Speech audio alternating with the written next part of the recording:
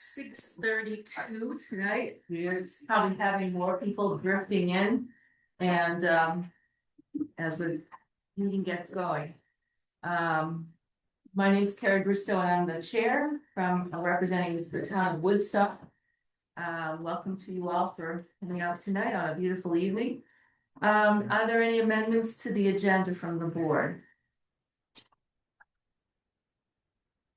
Okay, hearing none, then the very first item we'll pick up with is public comment. I would just like to clarify how we do public comment for school boards. We generally say we'd like you to keep your comments to 2 minutes. We can allow a little longitude on that if you're just wrapping up. Just so it's clear, when the public gives comment, generally speaking, we do not say anything afterwards other than thanking you.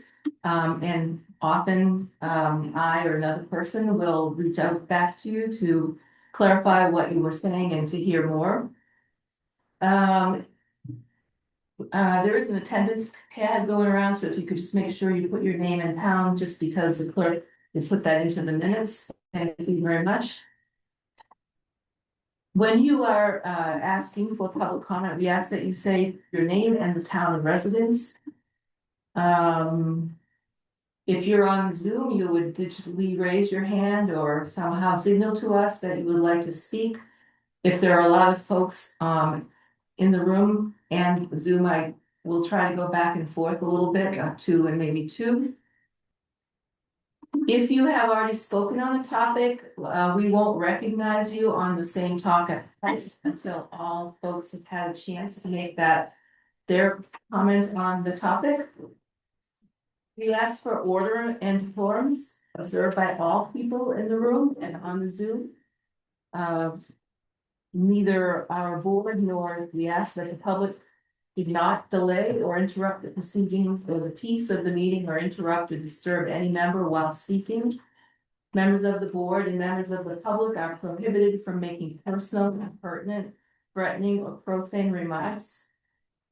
And members of the body and members of the public shall obey the orders of the chair or other presiding member. And we do ask that you address the chair or to the whole board, but not to an individual member of the school board. So having said that, I'd like to invite anyone who would like to make a public comment to raise their hand. Yes.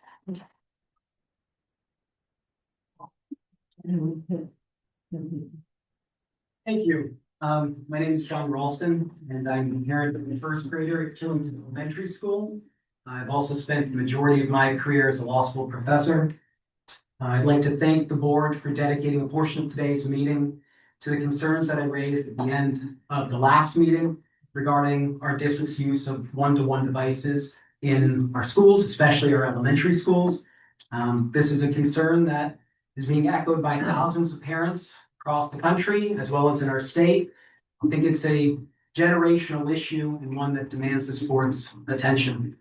I'm thankful for Representative Kimball for being here today, as there are currently 2 bills in front of the legislature that deal with this issue, H 650 as well as H 830, as you know. I look forward later today to hearing from our elementary school principals about their current use of one-to-one devices and other digital products in our schools. But what I'm particularly interested in is why these devices are being used in our schools and how they are a necessary part of our children's education. When these products are used in the classroom, they necessarily replace other things. Every minute our students use these products and every dollar we spend on them is 1 less minute and 1 less dollar that we're using on proven educational resources and instruction, such as handwriting, reading from physical texts, physical experimentation, peer interaction, and teacher-led instruction. In the research that I have done, both as a parent and as an educator, I have yet to see any evidence whatsoever to justify the using of one-to-one devices to replace traditional methods of instruction. While I've heard about the promise or potential of using these devices in schools, I have yet to see any proof of their value. The only proof that I have seen is of their harms. We do not need these devices in our schools. This is a choice that we're making to put them in our schools. My hope is that this board and administration chooses to move away from the unproven perspective that one-to-one devices are inherently good for education, and instead conduct a thorough examination of their utility in the classroom, including a review of everything that our children lose when moving their focus away from the real world onto a screen. Thank you. Your time is up. Can I just finish my point with the chair allowing me to finish what I was saying? Thank you very much. So I implore this board to remove these devices from our elementary schools and dramatically overhaul their use in our middle and high school. I applaud this board and our administration for being leaders on many issues that our district is facing, including implementing a bell-to-bell smartphone ban, the advocacy you've done to keep our district together in these uncertain times, and your tireless efforts to build a quality home for our middle and high school students. I hope this board and administration is a leader on this issue as well. Thank you very much. Thank you. Is there anybody online?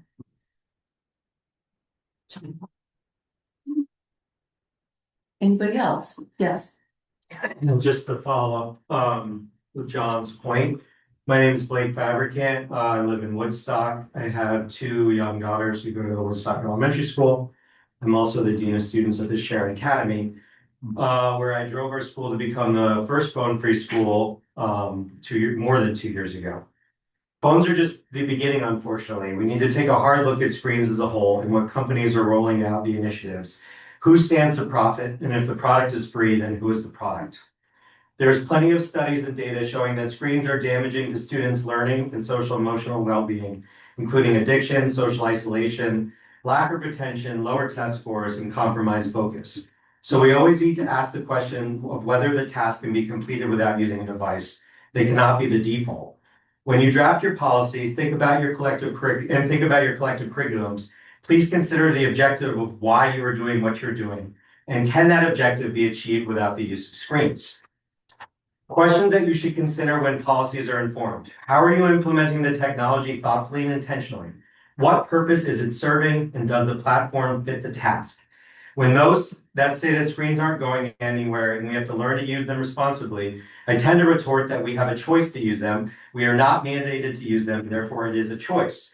I went screen-free in my film and philosophy class after reading Jared Cooney Horvath's Digital Delusion.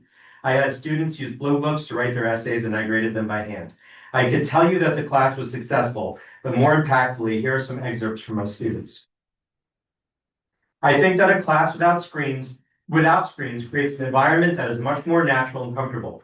There's still complexity and tension in the structure, but I noticed significant connection between students and engagement in the topics that were discussed. I got to know a lot of people that I wasn't as familiar with on a deeper level by listening how they interpret various abstract concepts. I am also someone who listens more than I speak in class, but I think I was able to actually think through my own ideas without the pressure of doing something online moving over them. Overall, I noticed that students were excited to have discussions and had consistent energy throughout the quarter, regardless of what the focus was. I implore you to think about screen use intentionally. Thank you. Thank you. Anybody else?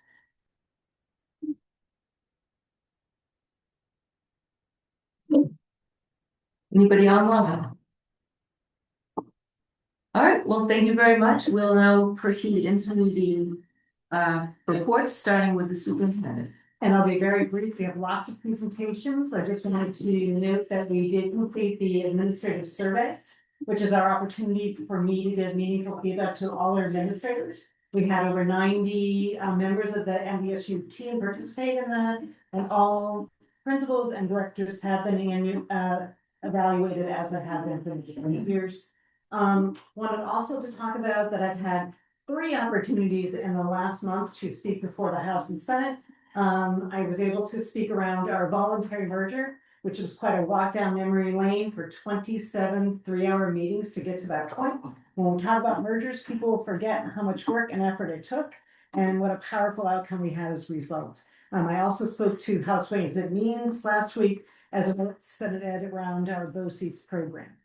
And lastly, we have some members of our central office team who are moving on to new adventures. So myself, Carrie, Jim, Raph, and Raina have been looking at our central office team. How do we meet our needs? How do we move in this next transition? I'm not feeling good about some of the losses we have, but I am feeling good about where we are now.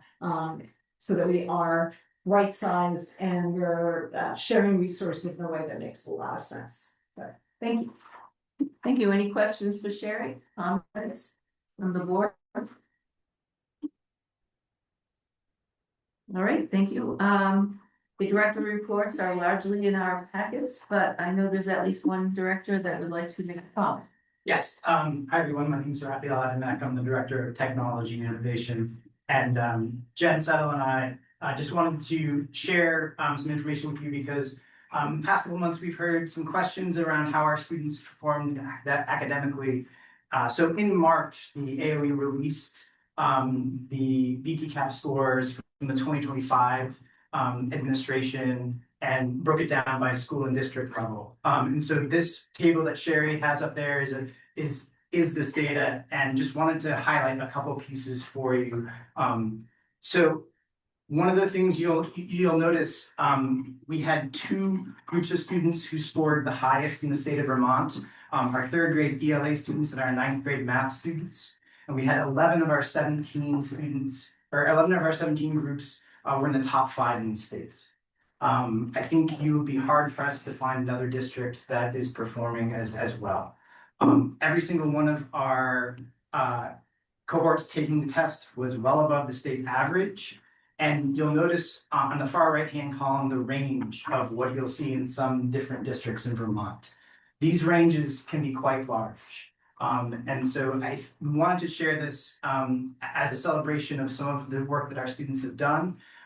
This is one measure. We have to be careful we want to use many measures as we're assessing our students' academic performance. But in this measure from last year, you can see we're one of the top performing districts in the state. Add anything?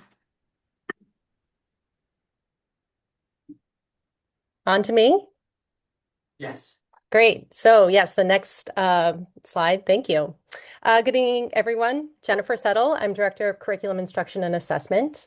3 years ago, after identifying our district's achievement goals in literacy and math, we had to ask ourselves, how will we know when we've met those goals? We knew that no single measure or assessment would suffice. So after attending a few workshops with Thomas Gusky on this topic, we realized it was important for us to ask all district community groups which assessments they valued the most. After meeting with groups of parents, board members, students, teachers, and administrators, we identified multiple measurement tools they valued. From this work, we created a document we call our District Assessment Triangulation. This allows us to track our progress toward our goals with at least 3 measurements that our community values. On the screen, you'll see the left-hand column captures our valued assessments. We have local assessments, class grades, and state-level assessments considered in determining our district's success. Along the top, you'll see the colors bronze, silver, gold, and platinum. The platinum column is what we're aiming for, and the other columns allow us to find ways to celebrate gains on our goals along the way. The bright green lines, the highlights you see on the slide, show our district progress as of the 24-25 school year. You can see we're making progress and obtaining what we call a silver medal. As Raph shared, we have much to celebrate in our VTCAP scores. However, we are staying focused on evaluating multiple measures of achievement to one day reach the platinum level on our triangulation. Thank you. The last piece I just want to mention is we have received so students have finished their 2026 VTCAP administration in the last week. And due to some quirks in the way that the AOE changed the testing, there were some more reports of anomalies this year than there have been in the past. So our scores may look different next year. And it's just something to be aware of as we move forward. Go ahead, Seth. Thanks for the report. 2 questions. One, I guess context, like what's the year-over-year change? Like how, you know what I mean? Like how are we doing? And then 2, like I'm glad that we're doing well compared to the rest of the state. but it seems like a low bar in some cases, like if math is, you know, if our math is in the 50s, and you know what I mean, like, so I just don't want to like celebrate too much at a low bar. But could you give me context around that? Yeah, I guess I only have one question. The other thing is safe. In the 3 years that we've been administering the VT cap assessments, we've seen growth over those 3 years in most of our areas. So it's been a pretty steady progression of improvement over the years. In some cases, the growth has been really dramatic, where we've seen improvement. Are there any places we went backward? There are places where it's level, and the growth is not particularly strong at the moment. I don't know off the top of my head there's any that have gone backwards per se. And I think the previous version of our strategic plan had that same question around how do we assess ourselves compared to other schools around the country and around the world. And then there was some work done at that time to kind of look at some different options. They proved to be challenging for a couple of reasons. But yeah, that is a concern as well. How do we set a high bar for ourselves that we can make sure that our students are meeting that standard? Corinne? Or no, it's Anne. Anne. Anne, sorry, Anne.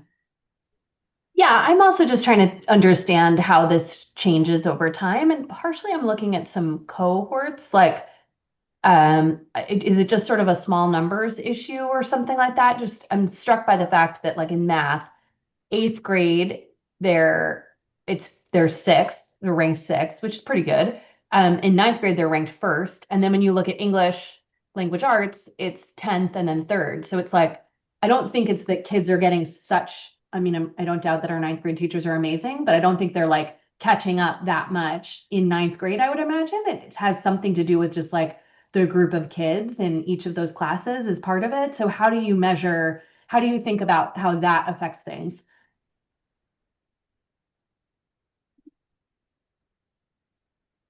I'm happy to answer that. Or Jen, do you want to chime in? Yeah, I can't see everyone. So, yeah, cohorts can absolutely influence this. And that's why we have to look at the bigger picture over time. And in our triangulation, we tend to look at district-wide our performance as opposed to individual cohorts. But as we track things over time, there are smaller groups that have bigger swings in data year to year. So there is some variability as well. It's helpful. Thank you. Any other board members? Well, thank you, Rab. I just was going to say that I know that when coming out of the pandemic, we did receive funds from the government through ESSER, and I know that a deliberate choice was made at that time to push hard on starting with ELA and then secondly into math. And I think it's shown us that in several years, it's really making a difference.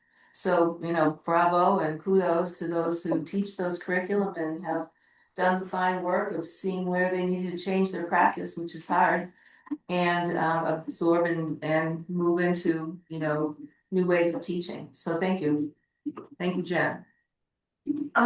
If I can also say, I don't think the science cognitive scores are at all a good reflection of how great our science teachers are, and more importantly, the students' science proficiency. As someone who's taken it, this is not me being like, oh, this test is dumb. But I do think the problem with science is it doesn't test fundamental skills in the same way that ELA and math does. So a lot of it is like chemosynthesis. And I've taken a lot of science classes, and the only time we've ever talked about chemosynthesis is in AP Bio. And I think, you know, we can't say that people are proficient when they've taken AP Bio and they had one lesson on chemosynthesis and they remember that for the Cognia test. I'm really glad you brought that up, Lila. We, in fact, our science chair reviewed the assessment and took it and really felt that it's more of a comprehension assessment For sure. than it is around concepts in science that were mastered. So thank you for bringing that up. It's not, it's absolutely about, it's more of a comprehension thing, and it's a total marathon because all of the questions are written very similarly. Like a student has a hypothesis and that's the start to every single question, and then it's just paragraphs and pages and pages and pages of words. I wouldn't call it a good metric of scientific achievement at all. Thank you. And the other thing that concerns me, having read the report from REF, is that the public should know that the solution to the glitch was, well, you can either do the whole test over again or submit it as was, and they had the problem. So, I mean, that to me, that needs to get out there too. Since I've been saying a lot of things in the public, I might write my own op-ed to one of these outlets, because that's really frustrating. To make kids sit down and take a whole test over again, that's ridiculous. Well, and none of our principals share it. If students really invested in there, they were opted out of the testing. It really was, it's unfair. And it was based on an agency of education decision. It was not a glitch in the software. I mean, that's kind of baffling to me to be like, well, your only other options are to retake the whole test or just to take the loss. Like, that doesn't seem like a super amazingly difficult technical issue to fix. Being like, oh, we have this test written out, we'll just administer this section. That's kind of wild. Yes, it is. These results, they're not, you don't get your individual results. I assume that this is just. Students. We received a paper write-up, and it doesn't say like what questions you got right, but it does have several bars, and it's like you are in this You're like this quadrant. good at geography, or like you're this good at something So it'll else. be like 75th percentile, 22nd percentile, whatever it is. Well, let's hope there's some more discussion at the state level on how to handle this, because it could really skew people's views of your own schools. If scores go down dramatically because of that glitch. So, anyway, thank you very much. Is there any other director that would like to speak? All right, then we would invite our two legislative folks here tonight. Oh, our student reports. Oh, sorry. No, they're next. Oh, I'm sorry. Oh, I'm sorry. I'm just going in the order. You guys are next after that. We were excited to hear ourselves as well. We also like hearing ourselves talk. I like that we got a scarier out. Go ahead. Hi, everyone. I just wanted to introduce myself as well. I've been at the last couple of meetings on Zoom, so you may not be able to see me or hear me, but I'm Mike Hoyt. I'm from West Hartford. I represent Windsor 4, which is Barnard, Bridgewater, Pomfret, Queechee, and West Hartford. I was appointed in December to the Ports Heather Superman. I'm on the Environment Committee. We sit right next to Charlie on the House floor, which is great. But I will turn it over to him since his committee has got all the action on some of the education stuff. So thank you, Senator Clarkson, Senator, apologies, you didn't make it today. So my name is Charlie Kimball, I represent Woodstock, Reading, and Plymouth, and I'm on the House Ways and Means Committee. So a couple of updates. It was nice to see folks from our hometown this week in the Ways and Means. So there are, first it's important, I know you have a brief amount of time. It's important to know where we are in the legislative session. This is, I think we're banking on getting out before Memorial Day, which if you asked us that a few weeks ago, we said no way. So it's down to doing calendar math and figuring out what has time in order to make it. I don't think 6:40 or 8:50 or 8:30 have time this session. They haven't been taken up and considered. So we're looking at what bills are live. The yield bill has come out of the Senate last week on Friday, and it has made a totally different proposal from what we said. It's using one-time funds to reduce the amount to be raised by property taxes in the amount of $100 million. And that reduces the overall average tax increase for property taxes to 3.8%. Remember, the House had suggested that be divided over 2 years, and the Senate saying 1 year for that, and then additional $4 million to go into renter credits. So to really look at those that are paying more than a high percentage of their income in rent to use that money that way. So that's one point of contention. We're not in alignment with that. The second thing that the Senate did is they attached S220, which is a bill regarding the excess spending threshold, proposing to lower it from 118% down to 112%. But that bill also contains the removal of the inclusion of the debt service from the per pupil calculation for the purposes of calculating excess spending. So there's one part of it that we like and one part of it that we don't. I imagine so we are at significant differences of opinion. I don't know if we're going to be able to resolve it between legislation that we pass or amend and try to send back, so it'll go to a conference committee. And these are the times of conference committees. So there will be 3 senators appointed and 3 House members appointed to meet and try to resolve the differences between the different bills. And that's where a lot of negotiation will take place as to what's acceptable and what's not. So those are the major bills. The education transformation bill is H 955, and that is currently in the Senate. They are trying to revise. Last year they did a strike all amendment, which means they basically jettison everything that we did and start all over. Now they're trying to just amend different parts of it. Nothing significant yet, but they haven't gotten to the school construction piece. What we passed over to the House was, or to the Senate, was a way to really incent school construction with the $50 million coming from the unused bonding capacity of the state, and then also a categorical grants to pay up to 95% of school construction projects. So it's significant. So there's a question of where's the money going to come from, and I think we've got resolution to that, but that's far from where the Senate is. So that's something else that has to be resolved in a conference committee. We just don't have time to go back and forth with that particular issue. So it's a great thing for Mountain Views, except that it's not immediate either. It relies on the state board, actually the Agency of Education, to develop prioritization as to what school projects get green lighted, and then which ones receive that funding. And then based on criteria, and could be the health and safety of the student, could be consolidation of school facilities. It could be, modernization of educational settings. So that has not been set yet. And there's a lot of pushback as to don't provide funds for school projects now, wait to see what gets prioritized based on this scoring method. So that's all kind of what we're dealing with right now in the legislature, is the kind of differences of opinion. There's a lot of other bills, of course. We're up to over 1,000 bills in the House, and I think 300 or 400 in the Senate. So there'll be about 100 that get passed. Seth? Hello, hi, Representative Point. Yes. Representative Kimball, thank you for your report. The conference committee, do you anticipate being a member, or who the leadership appoints the members, and how many conference committees do you anticipate? I think related to education, there's the miscellaneous tax bill, there's the yield bill, and there's also the education transformation bill. And so it depends on the ranking member of the Ways and Means Committee. So I'll probably get on the miscellaneous tax bill, which is always fun. What's that? Yeah, you have to be a tax nerd to really enjoy that one. And then probably the yield bill. So it's uncertain. It's up to the speaker to appoint people. Yeah.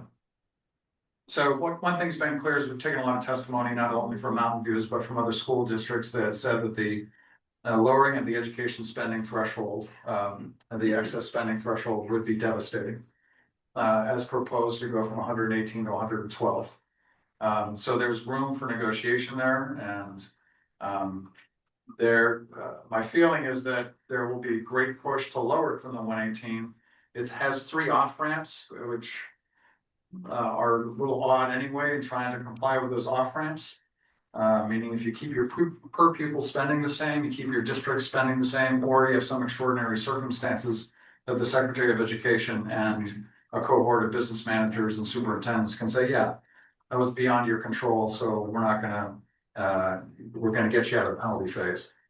So my follow-up, please, is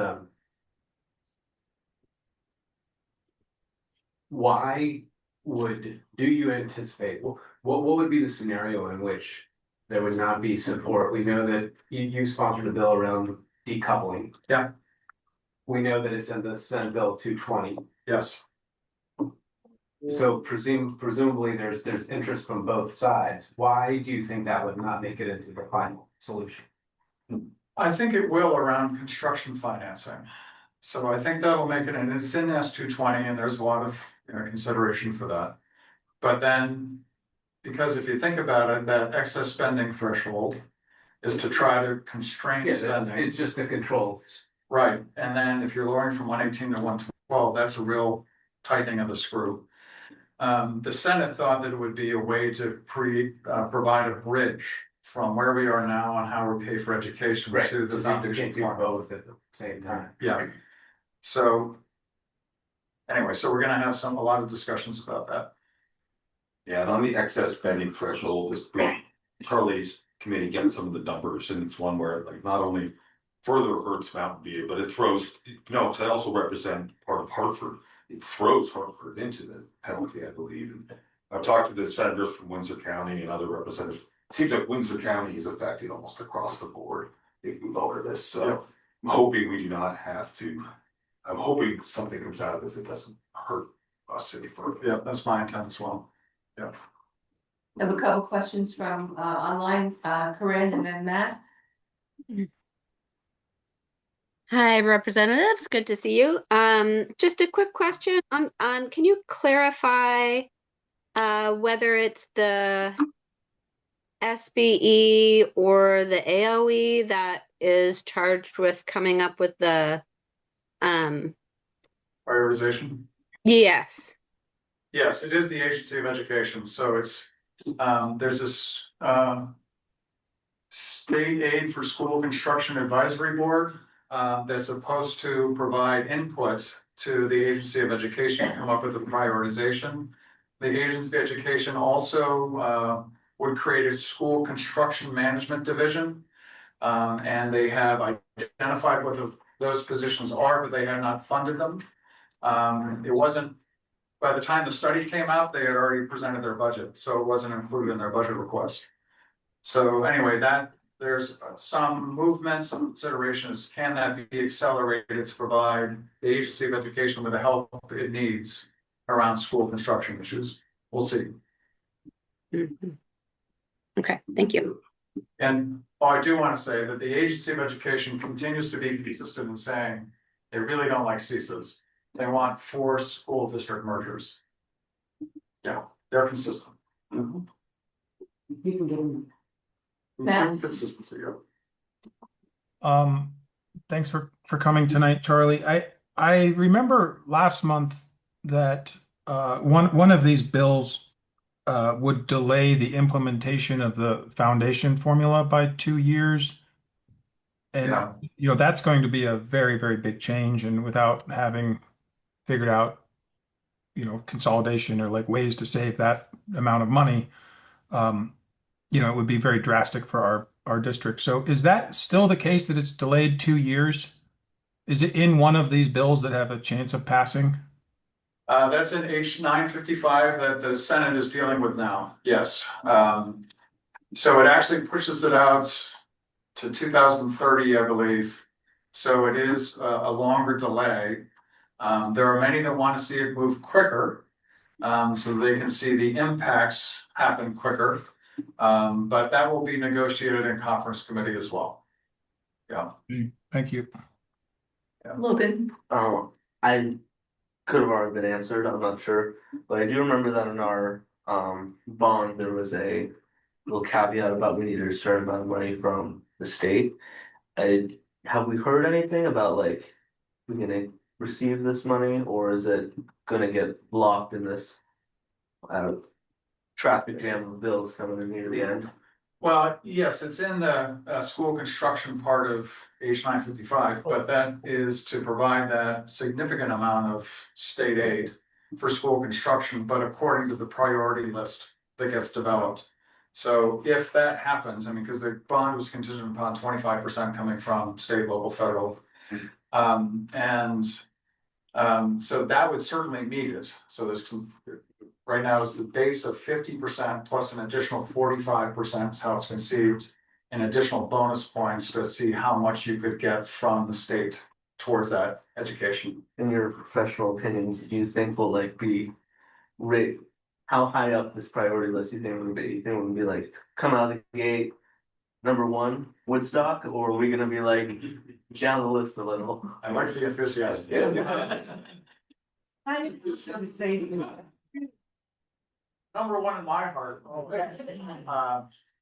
But, it depends on what the criteria is. I mean, if the criteria comes back and says, a lot of other states use bonus points, the same. For consolidating 2 buildings, you get 20 points. For improving the school facility, you get another 25. It's immediate health. So they have a whole scoring. Different states use different methods.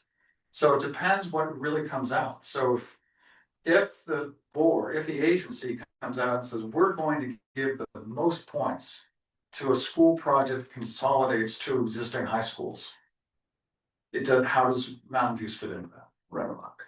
So but Wait, do a question. Why can't we do that right now? Because of articles of agreement. They don't allow us to do it, so they can't set rules that, they may try to put us in a box like that. So there's lots of things that have to happen. I mean, Hartford has some facilities challenges as well. So in order to figure out what those are, how do you rank that? Right. So overwhelming, some schools were torn down because they found PCBs. So, if we find the chemical, and we don't want to necessarily test the PCBs in the school, it's a whole different subject. But so the health and safety, wins the day, should win the day. Right? Is there like a ceiling tile quota? That's also, yeah. We'll send you some samples. I'll count. I think if you had accounting, that would be helpful. There are other schools that are similarly challenged that have sewage that's backing up in some of their facilities as well. So the school is not the only one. So it's an aged population of school facilities, mostly built in the 1950s and 60s. And so that's what Vermont's dealing with.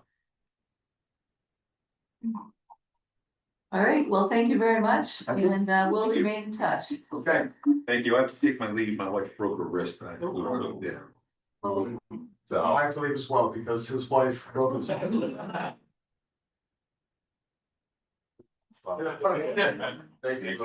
you. Thank you. All right, I'm gonna have Logan go first tonight, because usually Lila gets to do that. So Logan, you can give your report. Okay, so April flew by. There was a lot in this month. Today was our first AP exam. We had AP Bio, and what was the second one? We had AP Bio and something else. We're a school that pushes APs a huge amount. Almost every student takes one, which is phenomenal. Not many schools in Vermont can say that. I would like to give a shout of praise to all the teachers that have been working so hard to get these APs out. And I would like to wish a good luck to all the students that will be taking them. And then I would like to take an opportunity to suggest like a little passion project-ish that I've been talking with members of faculty and students with. Our school is there are many students with political science ambitions, and currently we do not offer a large majority of political science oriented classes. We only offer the modern world, AP US history, and AP government and politics, which give us a wide range of skills. But for an AP subject that College Board has invested so much into and has so many classes, we believe that the students will jump at the opportunity to take more political science classes, and it will really benefit to put more social studies classes out there for the students to take and give us an edge in college admissions that want to see more political science majors. And then lastly, sports season has started. We're about midway through it already. It's come and gone quick. And then the Spanish exchange trip just came back from Madrid, and it was, from what I heard, it was a phenomenal experience, overwhelmingly positive, and I hope to see it continue in future years.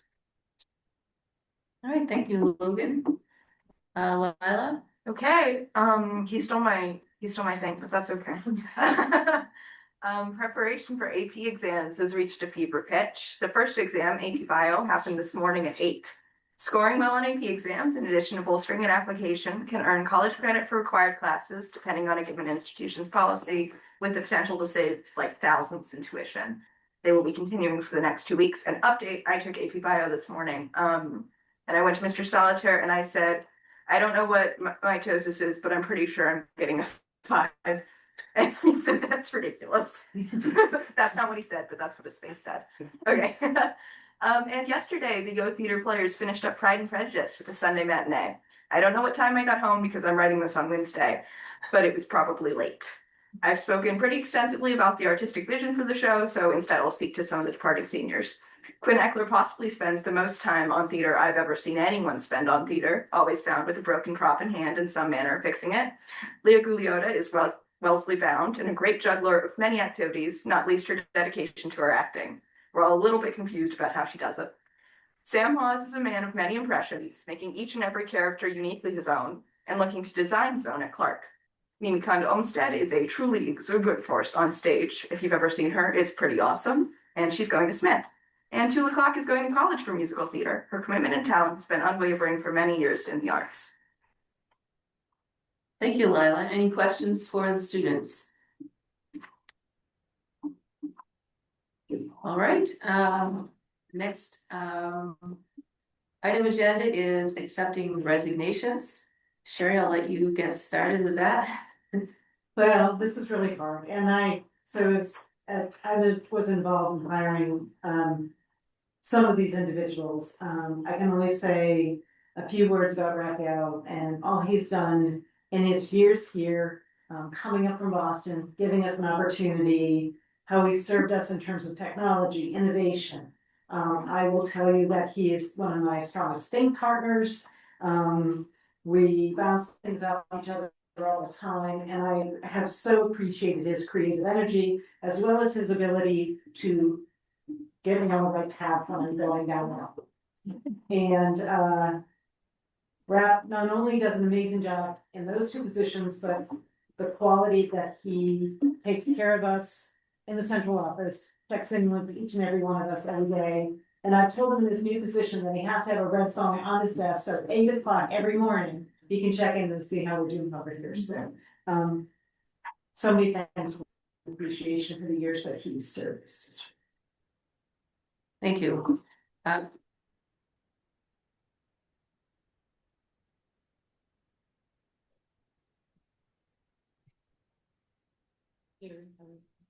Elliot. Yeah, I wanted to also say something about Raf. I've known Raf for the 4 years that I've been on the policy committee. He's the administrative liaison for that, and I wanted to thank him for his leadership, his quiet, calm, philosophical approach to all of our work, especially when it came to some of our more thorny, complex policy.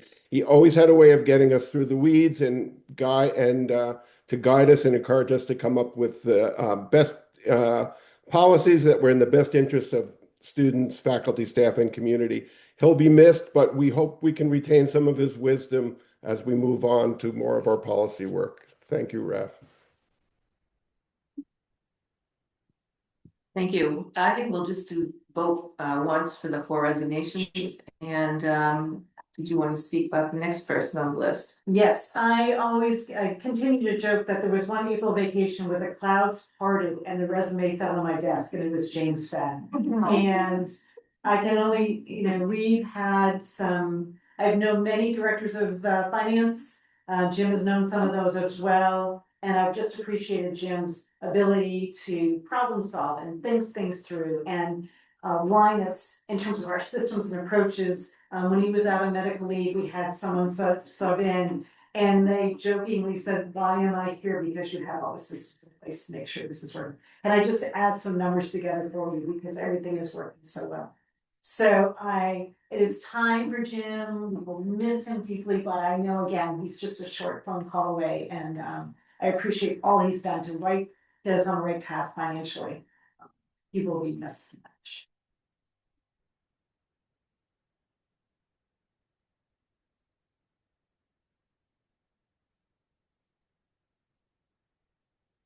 I'd also like to say, having worked with Jim extensively on negotiations committees, as well as many thorny financial puzzles, as my former principal used to say, to figure out, Jim always took it calmly. He did his research. He knew who to call in the state or New Hampshire. And he's 1 in a million. I was under many as a teacher financial directors, some of whom should have probably been sued. And Jim is not on that list. So thank you so much, Jim.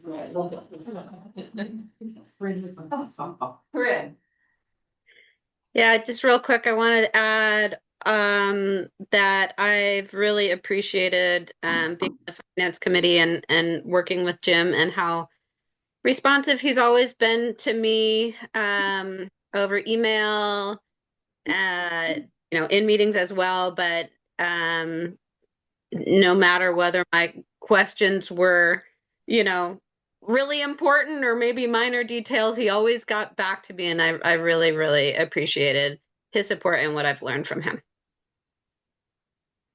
Thank you. And I think, is it Melissa who would speak about Julia? Sure. Yes, I'm over here, and I would like to just say that Julia Zalizak has been an advocate for our outdoor and place-based education at the Barnard Preschool. Her commitment to fostering outdoor learning environment has enriched our students' development and strengthened our school's mission. She's taught daily the importance of kindness. It rings true through her classroom, and we're deeply grateful for her passion and the lasting impact that she's made for our early childhood program, and we're gonna miss her. Yeah. Thank you. And Shayna, will you be speaking about Adeline? I can, yes. So we call her Lainey. And she is our special educator at the Prosper Valley School, and I'm gonna invite Devin to, chime in as well. And we met Lainey 2 years ago, and she was working somewhere else, and when we heard that we had an opening, I emailed her to see if, she would consider coming to our district, and she answered Devin and I in 14 minutes. And we were elated because she's creative. She is innovative. She finds out where each student is, and she connects with them in such a real and compassionate way, and has such diligent efforts to create learning plans for those students so that they can all find a path of success in what they're doing. My quick thing about Lainey is it's important to note that she's not going anywhere else to teach. Yeah. So I'm not giving up on her. She's gonna go and take a year and be a sheep farmer.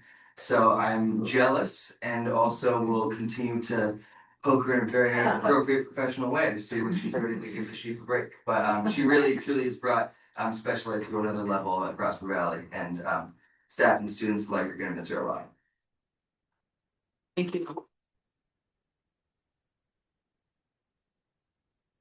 Well, somebody needs to make a motion to accept the resignations with regret, and resignations and retirements with regret. So moved. Is there a second? Second. All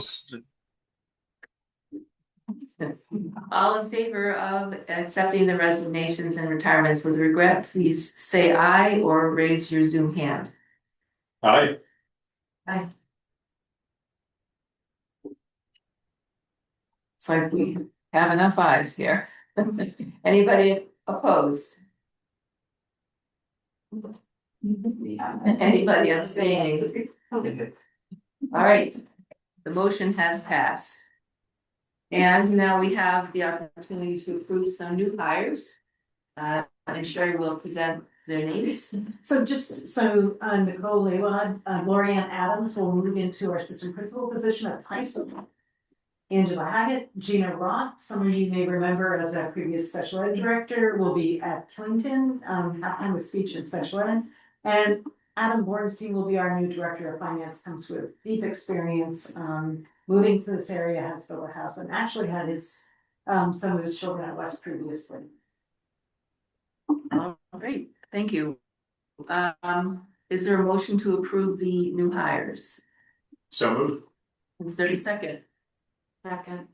Thank you. All in favor, please say aye or raise your hand. Aye.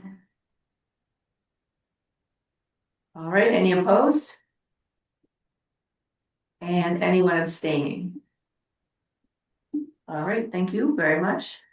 We now have a presentation from Angela Keller and Jessica Kiefer about a trip to Costa Rica. Yeah. Do you want us to stand over here? Sure. Okay. If that's where you feel comfortable. Yeah, and I shared the presentation with Jen Settle. Jen, I don't know if someone can share their screen, if that's easier, or if we should plug in. Do we just have a slideshow to present the information? Is that Sure. Okay. Jen, are you a co-host? Yeah. I think I've got this. Okay. Thank you.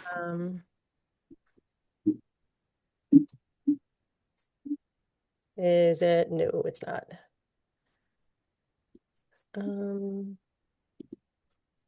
Okay. It was linked in the board book, but I was unable to open it, either document. Yeah, it says access denied. I'll share it again. I actually am having some technical difficulties. I tried to email or text Ref about it. I don't think I'm able to share for issues on my own end, unfortunately. Okay, Brian, could I use your, could you also, I see you're logged in too? Could I use that? Send it to me. Perfect.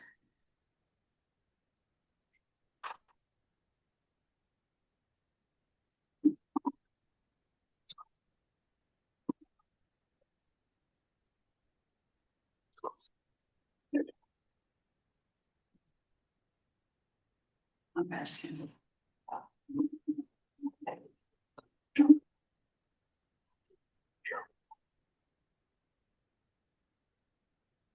So yeah, we made a slideshow to just make it a little bit easier for the information. And everyone is lucky that I attended the lacrosse meeting rather than starting off with a booming Gloria Estefan calling everybody let's go Congo. I was this close to having that appear as we open the slideshow. I think I need that. Almost there. Thank you, Brian. So while it's loading, well, I guess we'll introduce ourselves. I'm Jessica Kiefer and Angela Keller. and we both are middle school / high school Spanish teachers with Elaine Lively back there. So we're the three musketeers of the Spanish department. And this is a Spanish trip proposal for next year. Oh, thank you. Okay. And so Pura Vida, we are both with middle and high school. Our goal for this proposal is to broaden and diversify the Spanish exchange program. And this trip would be in addition to the Madrid exchange trip that usually goes on at the same time. So the spring break time period. Could you click to the next one? Thank you. And so this would be to our high school students, level 3 or higher, because we feel at that point they have the skills to be able to use the Spanish language in another country. And we're seeking to bridge the gap between classroom and global fluency through a culturally immersive program. It's a little bit distinct from the Madrid trip because the Madrid exchange trip focuses a lot on the culture, the architecture, just experiencing the culture and absorbing it rather than the language being one of the primary goals. And so we have the expectations for students there, which we don't need to go into. So the idea for the trip is to be 1 week long, and it has different activities or different learning tools during the time that we're going to be in Costa Rica. One is going to be a homestay living, so the students are going to be there with families in Costa Rica. They are going to be kind of welcoming to those homes. They are going to be welcoming to the time that like daily routines, preparing dinner, setting up the table. And the families are trained on how to communicate with the students. So if the students are at a beginner level, they will know how to talk to them maybe with more simple Spanish. If the students are at more intermediate mid level, they will know like what kind of questions to ask, like what was your day? So like how was your day or what did you do today? So the idea is that the homestay is also going to be part of the learning experience. There is also going to be daily intensive Spanish instruction. So this is a Spanish academy. The students are going to be grouped by level of proficiency. So students in the beginner level, maybe beginner mid, beginner high, and they're going to be in small groups, as groups of 4 or 3 or 4 students. So it's really like the idea is to get students in a process of thinking and speaking in the language during that week, and also realizing all the things that they have been learning at school for during the last 3 years or more if they are in all levels. We are also gonna take part of tons of fun activities, ecotourism. So if we go to the next. So while the students will be in the morning taking intensive Spanish lessons, in the afternoon and in the weekends, the idea that we are going to have some fun and experience Costa Rica and experience the culture.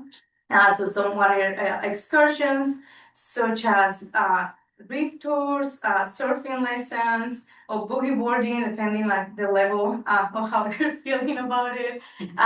There's gonna also be time spent at the beach, swimming, canoeing, kayaking. There is also going to be a visit to a hot spring by the base of the volcano, and some community activities such as dancing lessons and cooking lessons in the town and the neighborhood where we're going to stay. There is also a possibility to visit an indigenous community and a chocolate plantation. Next. So the areas that we were looking to travel to, it's funny because I actually just went to Costa Rica last summer. So I was very excited to hear that Angela had been researching and pulling from companies that were focused in the same region. This is the Guanacaste region, and the 2 airports are the San Jose and Liberia, which they get a lot of traffic from the United States. It was a pretty seamless trip, direct flights. We did leave from Boston, I believe. So the 3 main regions are the Monteverde Cloud Forest region, Arenal Volcano region that has the La Fortuna, a small town called La Fortuna. It's very quaint, walkable, very pleasant to be in, and one of my favorites. And Nicoya and Samora Beach area, which I did not visit, but 2 of the teachers that are middle school teachers at our school actually went there last summer. And so I have been pulling information from them on what is one of the, what are some of the best activities to do while we're there. And so when this would be a 9-day trip. So just focusing on that region during the last week in April, possibly overlapping at some point during the school week into break.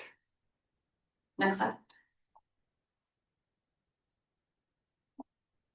So some of the reasons we think of why it really is giving students an opportunity to be immersed in the language. So as I said, students are not only gonna be taking classes, they're also gonna be with home, so having to communicate in Spanish, and also being able to communicate, like maybe going to local markets, which is gonna be part of the lessons. I think the last day they're gonna be walking around town, like maybe having a more like out in the world kind of experience with their teachers, and being able to communicate with confidence, being able to use the language that they are learning, and also navigate a different cultural context.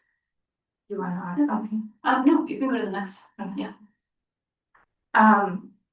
Homestay details, I feel like we wanted to kind of provide you with a little bit more information, since the students are not gonna be staying in hotels, but are gonna be hosted by different families in Costa Rica. So the families are carefully selected by this company. They have been working with the same families for 10 to 15 years, and I was able to confirm that. I called several references, different schools in Indianapolis, in Virginia, New York, Pennsylvania, that have been using this company for years, for up to 16 years, one of them. And they spoke very positively about the families and the students' experience staying with different families. One of the things that they told me is that families and students are trained before going, so that to help the communication and make sure that both the family and the students are having a positive experience. and that our students are also feeling comfortable during the time that they're there. And they're grouped together in Oh, the yeah. same neighborhood. They're not in the same neighborhood, so the houses are gonna be about 2 to 15 minutes walk. Some of the homes are able to host more than one student, so maybe 2 or 3 students could be in the same house. But that's also gonna be depending on the students' preferences and the times that we visit. I love this. We have a really full agenda. Is there a decision that you guys need from us? Yes. Yes, just say yes, you We're trying to to Costa Rica. You can go to just the last slide. And the cost, the price range is right now between 2,600 and 3,200, which I believe was similar, maybe a little bit higher than the Madrid trip. And that has to do with things like the classes and the airfare, as well as a little bit different. And also that we're gonna be visiting different parts of the country, like we're gonna be Nicoya, Samara Beach, from there traveling to the volcano and visiting different national parks. That's it. Three different national parks. Yes. You can make a motion. Is this there's a question. We have a Madrid trip. It's a Spanish immersion thing. There's some architecture. Apparently, I've heard a little bit about it. Does the school pay for that? Are students paying for this? This is a fully school, and there's okay, and that's a decision previous boards have made. Yes. Yeah. That's why you're showing us the menu for. Yes, and Elaine, I'm not sure if there was any fundraising that happened prior to Madrid trip, but I don't believe so. I think it's. It was, we had a 0.7 fundraiser. Okay, so a small fundraiser, and we could possibly do a fundraiser as well for students that want to do it, that don't have funds. But yeah, this is not a school. And do we have money budgeted for this? The school is not paying for this. The school, yeah. This is Individual. Families students pay. can Yes. Oh, that's it. Then yeah. But it needs to be sent by the school. I make a motion that we approve this. Second. Any discussion, questions? Just for discussion, can I ask a question? So it wasn't clear to me, are we doing this in addition to the Madrid trip, or will this be replacing the Madrid trip? In addition, yeah, they have two distinct focus areas. The Madrid trip is more architecture, things like arts and touring a city environment, whereas the Costa Rica trip is more ecotourism, biodiversity, sustainable living, and it has a completely different vibe than a European city. And so it would be it actually reminded me of the tropical cousin of Vermont. So it's more of connecting with the landscape and the flora and the fauna in that region, and also the water sports and activities. So there are different activities planned that have students kind of going out, jumping from the doing cliff jumps and things and swimming in the pool. So it's just a different vibe. It's a totally different vibe. Thank you very much for that answer. Is there enough demand? Will there be enough children interested to still support both trips? That is a good question. I believe yes. Elaine can also probably speak to that. I believe yes.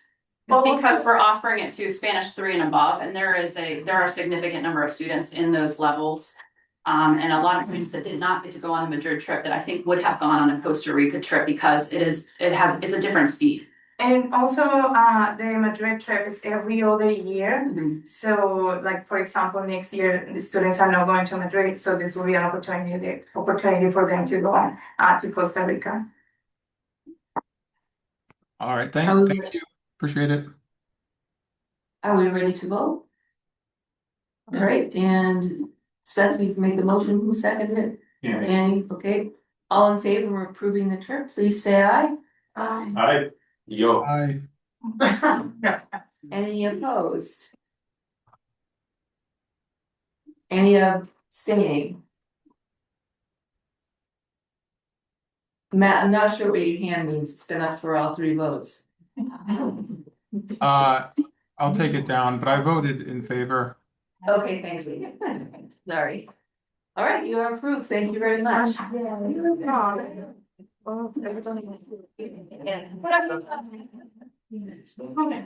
All right,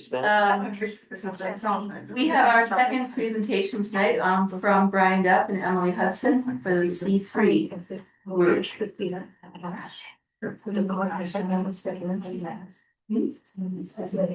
Hi, everybody. I'm Brian Duff with C3, which is short for the Center for Community Connections at the middle high school.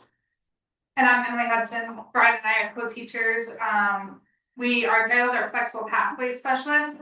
So we oversee and manage all of the flexible pathways that are offered within the middle and high school. What are flexible pathways, you may ask? Up on the chart is a list of every flexible pathway that is offered currently at Woodstock Middle and High School. It is broken down, the students we service in the fall, the students we service in the spring. For those that can't see in the back, in the fall, we worked with 103 students, and in the spring, we've worked with 178 students.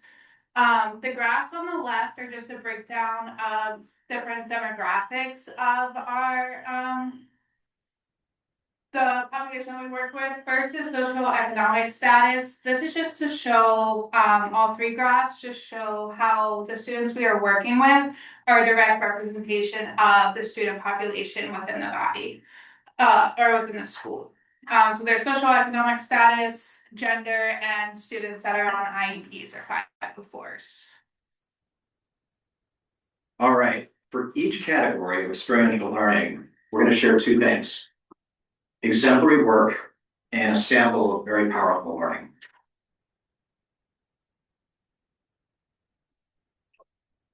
All right, independent projects. Three fellows got together in the fall and they put together a plan for a finance and investing club. And it took them all a first semester to put it together. Since the start of the second semester, they've been running it each week. And what you see in the middle is a guest speaker that they found, that they invited. We provided the refreshments. That's all we did. And that's exactly what we want to see. Here's some work done by a student who will tell you, she'd be the first to tell you, she does not like to talk. But boy, did she let her art talk for her. And in fact, here's an example of powerful learning expressed by this very student.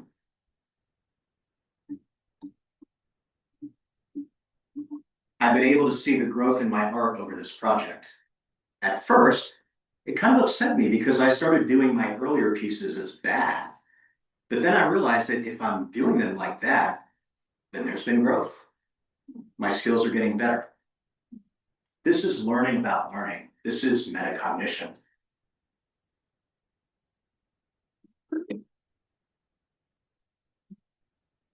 Community service projects.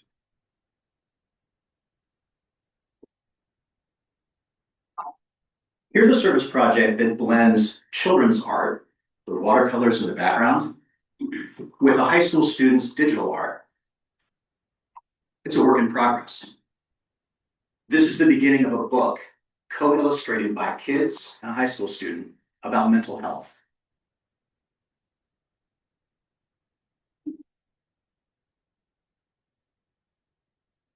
And here's an example of the kind of powerful learning that came out. This actually comes from a student who worked with the UVM Center on Aging. And every couple of weeks, she would go to a nursing home and she'd work with the same group of residents. And she wrote, "One insight I developed is that patience and presence matter more than the activity itself. The fact that no one got bingo for an hour could have made the event feel unsuccessful. But I realized that the real value was in conversations, laughter, and shared experience. It's really only through experiential learning, which is the heart and soul of C3, that you can learn life lessons like this."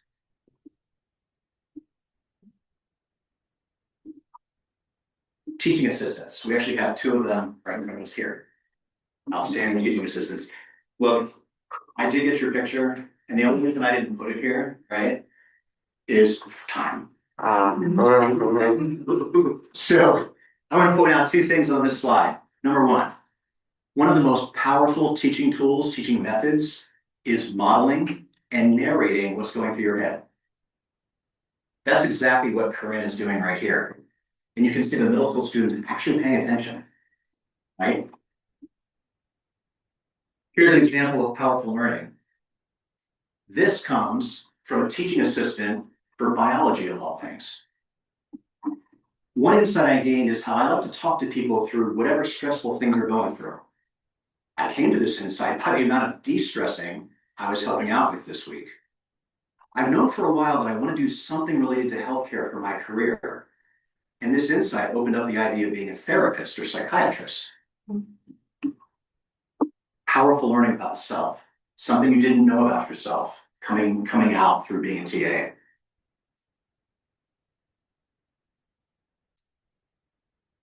Internships. It's coincidental, I think, that both of these internships really work on nonverbal sensitivity. Courses really don't care what words you use with them, but they very much care about how you carry yourself, right? And how you hold your body. And by the same token, young kids, right? Language not fully developed, but they know that you care for them by the way you hold yourself, the way you pay attention to them. Again, where else would you learn that? Where else in school would you learn that kind of lesson? An example of a powerful lesson learned by one of our interns, I need to give you some background. One of the horses used for equine therapy died unexpectedly not that long ago. The staff of Moonrise Therapeutics was grieving. This is a horse that they had worked with for a long time. So the intern wrote, I've not had much exposure to adults dealing with grief, so it was very powerful to walk with them in this process. The staff lost an important part of their lives, so I stepped up to talk to the clients while the staff was struggling to. This is powerful learning. This is the kind of stuff that sticks for life. That's why I'm so proud that we do what we do.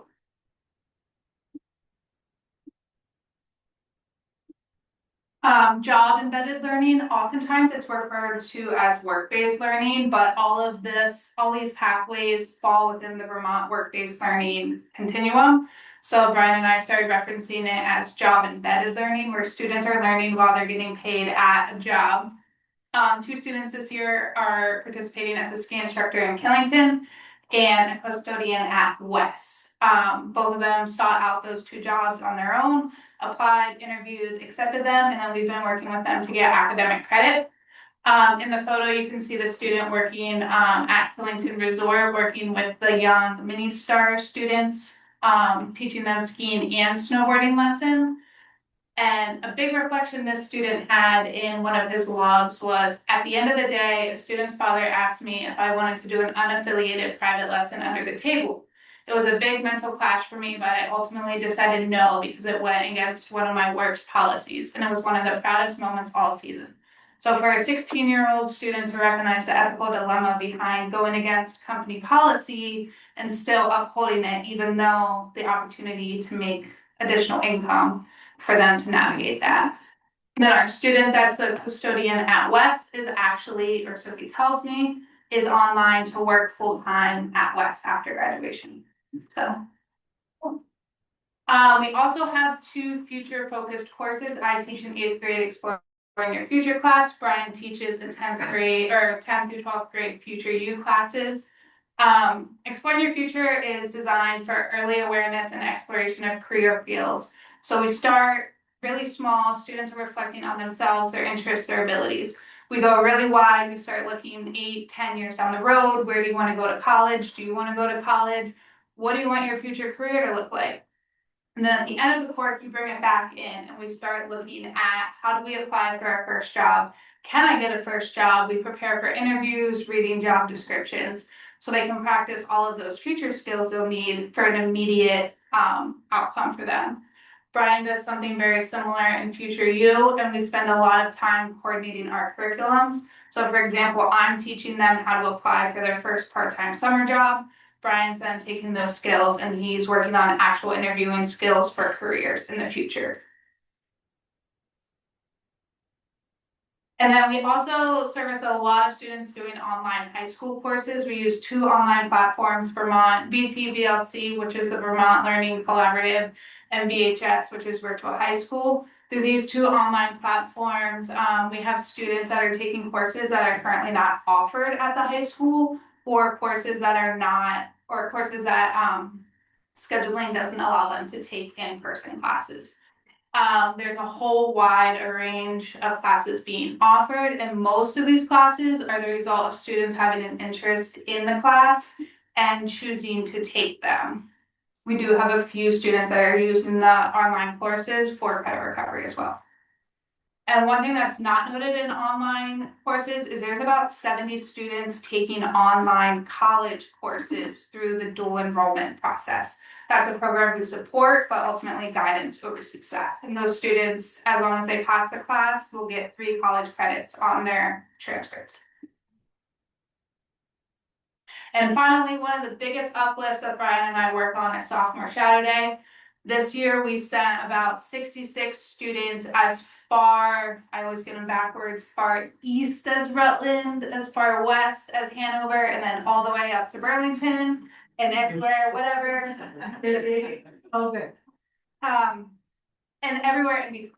So students are paired with a professional in a career field of interest to them to get a behind the scenes look of the world of work. We've had kids in multiple different labs in Dartmouth, Woodstock Farmers Market, Kedron Valley Vet. Students went to GE Aerospace Engineering, a recording studio. And overall, it was just a very positive experience.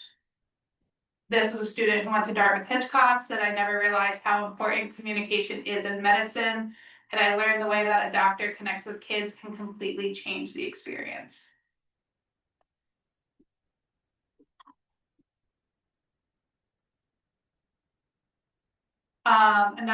This student was at Hillside Design Works. They learned how many steps are involved before any construction work is even hired. They looked at a lot of architectural design and permitting work that needed to be done.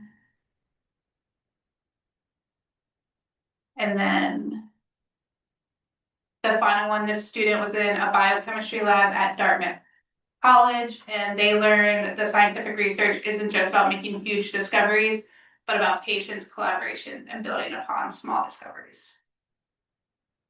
Powerful stuff. So all these things that you just heard about will be useful in an initiative that is in the pipeline for next year. And I just want to end with a quick update on that. And that's concentrations.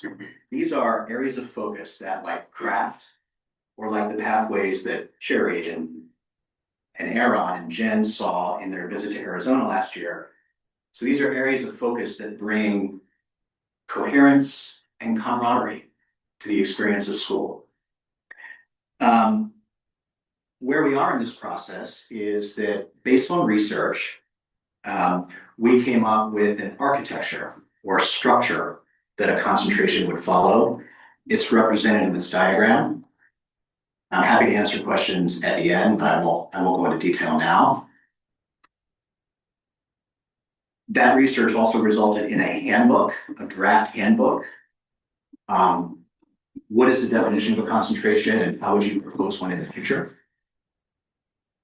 Based on focus groups and surveys, primarily at 10th and 11th graders, there were 3 concentrations that rose to the top as most promising to try next year.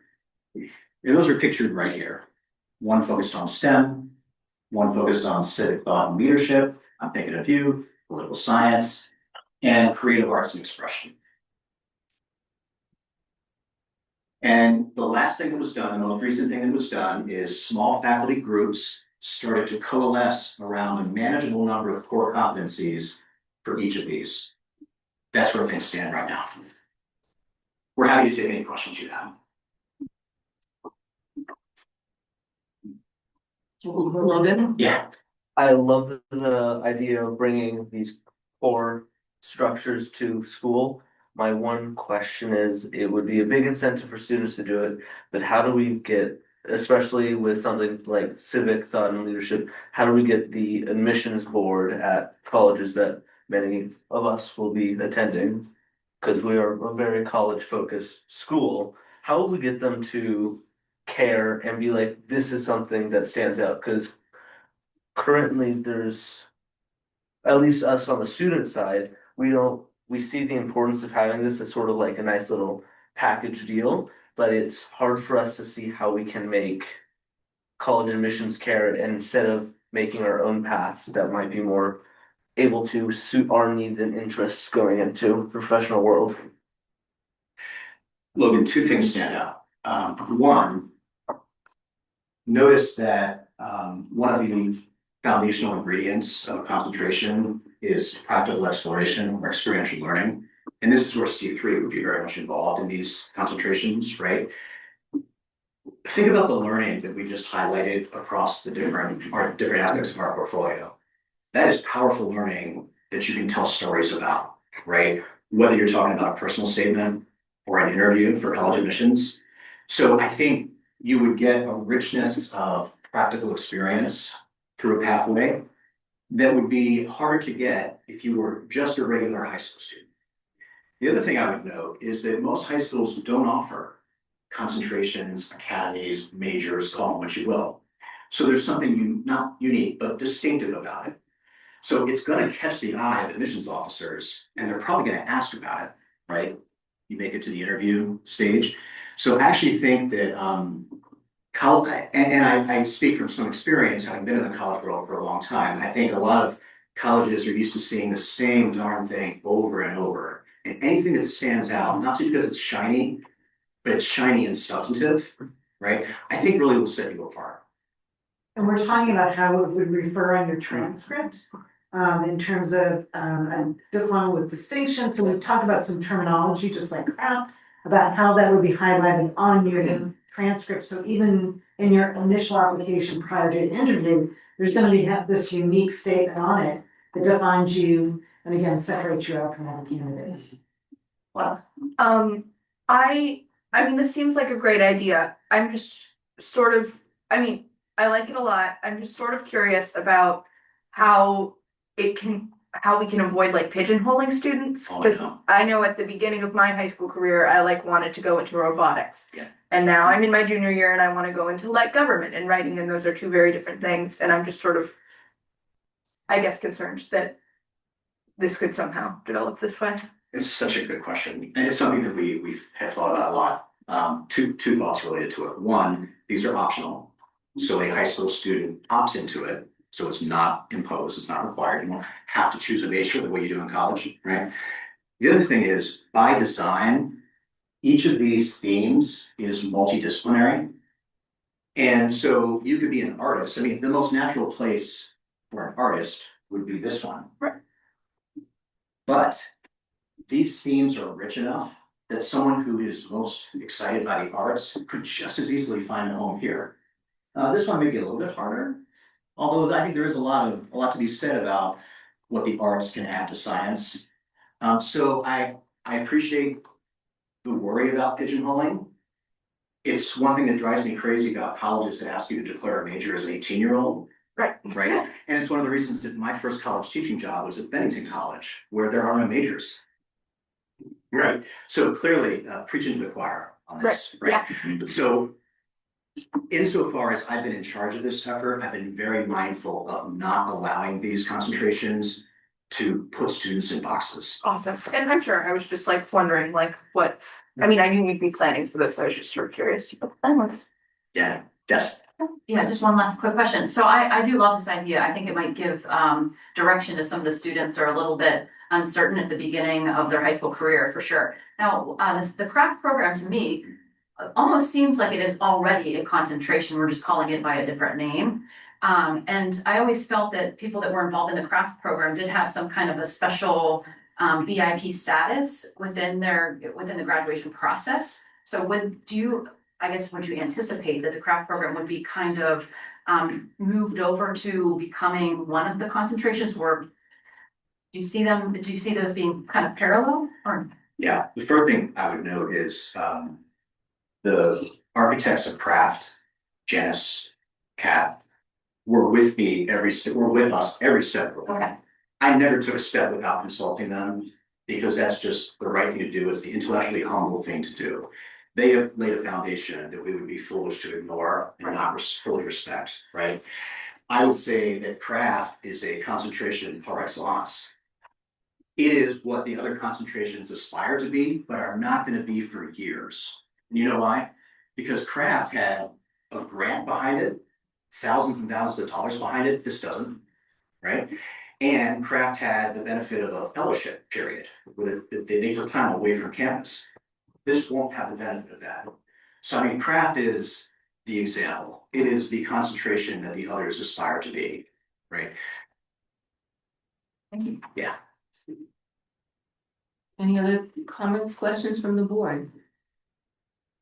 And just as an ending note, we're the center of community connection, so our work only thrives if we have community connection. So if you have any partnerships that would be beneficial for a high school student, please reach out, because we would love to partner high school students with the community more. Well, And again, just out of curiosity, after someone hit the concentration, would there be any sort of like academic imperative to see it through, or could they just at any point be like, I don't want to fulfill this credit requirement? It's a great question. That is something we need to add to the handbook. So I mentioned that one of the things that we have is a proto handbook, a beginning handbook for these concentrations. And that's not a section we currently have in there. My off the cuff answer is, if I just said 5 minutes ago that we shouldn't pigeonhole and put students in a box, it seems to me it would be hypocritical for me to say that once you're in, and you can't change, right? So I am inclined, but I will check with my partners, I'm inclined to say that you opt in, and you can just as easily opt out. Though we would strongly encourage you to stay with it, right? Yeah. Because of all bonuses and all. Right, so there's certain coursework, especially freshman and sophomore year, just as you would in college, like what are the foundational coursework? And then in junior, senior year, that's the independent studies, that's the apprenticeship, that's the agentic work where you really identify, where do I want to go and take it from here? And all the courses you've taken absolutely lead to graduation. So you still have the same graduation requirements, English, math, science. These are clustered around the theme, but they still can apply for your graduation requirements. So just kind of, how do we recreate environments from the high school that are really around student-directed interests and passion? Having Emily in the middle school, so there is an overview, students, this won't be new to them when they begin taking coursework in their freshman year, and it's just another option. So, well, thank you. Thank you very much.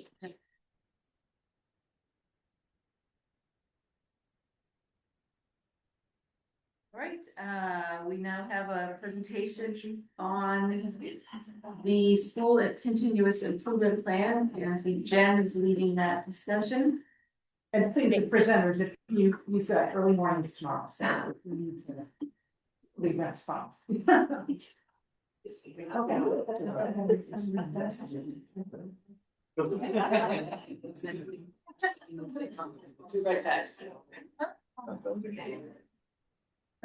class.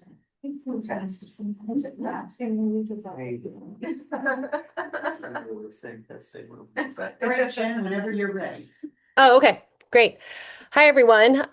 So the Vermont Agency of Education requires schools to update continuous improvement plans, otherwise called CIPs, annually to drive student performance, well-being, and school success.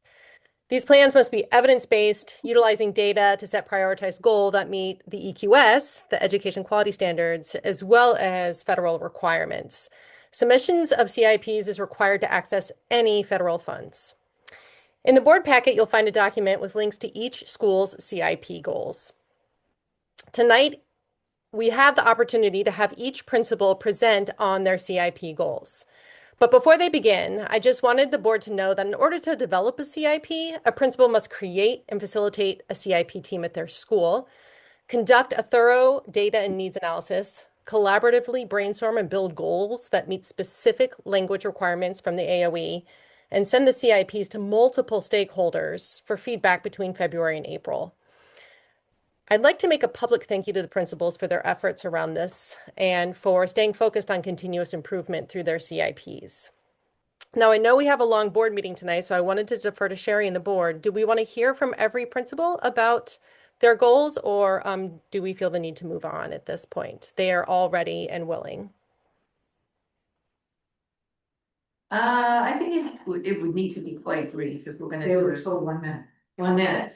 Okay, John's the timer. Okay, so in that case, just as a reminder, this will require a board approval, so there will be a vote to approve at the end of these presentations. So ask your questions if you have them, and we'll start with Melissa Zoerheide for a quick 1-minute presentation. All right, Barnard Academy has 3 goals in our CIP. The first is achieving 80% of proficiency in our K through 3 assessment for literacy. The second is in math, which is a 70% math proficiency for our 3rd through 6th grade assessments. And our last goal is 90% implementation of a social emotional curriculum for our entire pre-K through 6th grade school.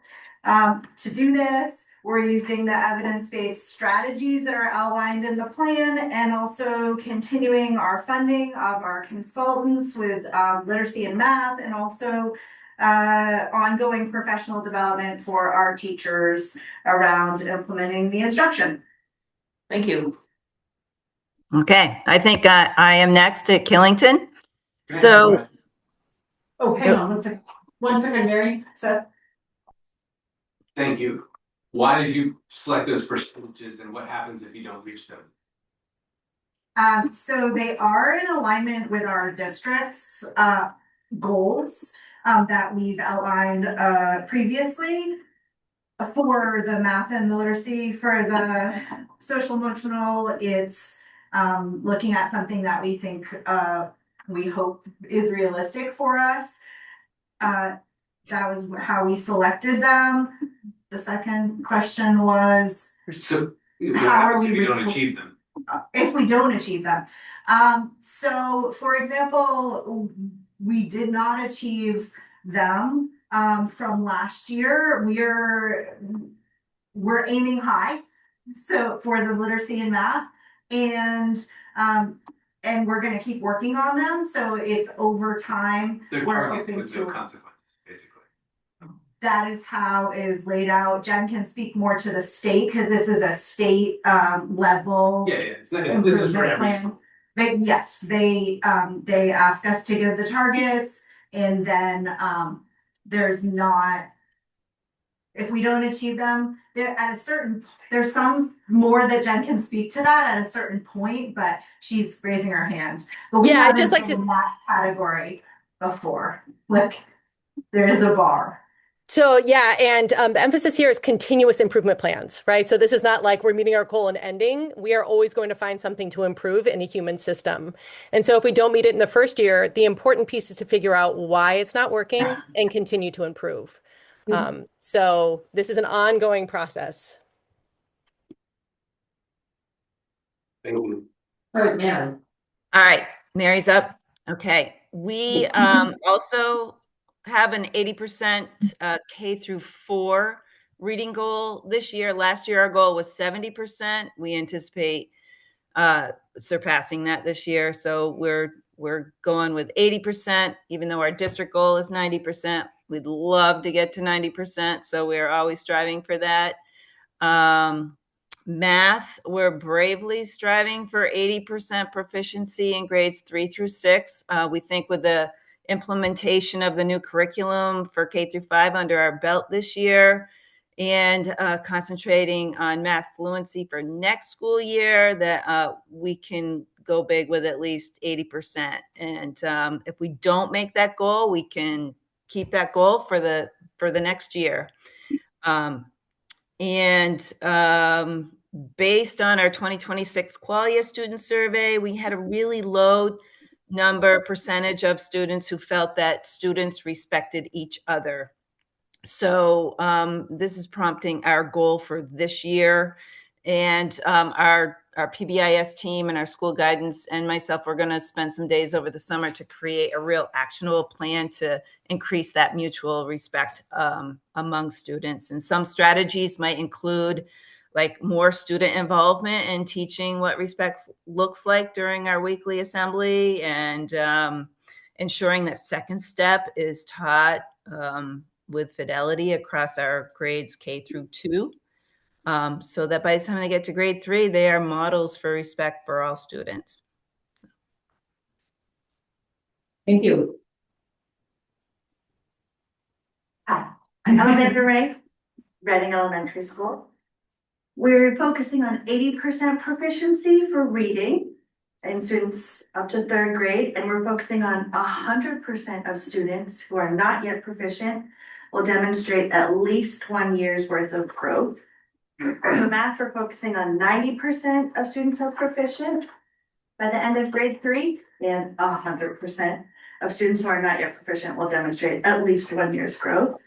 And then for our social emotional goal, we're focusing on fostering a strong sense of belonging for all students. And this is going to be through the consistent implementation of at least 1 monthly all-school gathering that's designed to build community and connection. Our goals, some are repeats of last year, but with some new additions. We're focusing on the high expectations for proficiency. And then our 100% progress goal is really thinking about meeting every single child where they are. Let's see, we know that prioritizing proficiency is a critical foundational skill. We're on track this year to meet our 100% of students making at least 1 year's of growth. So that's something we're all really proud of.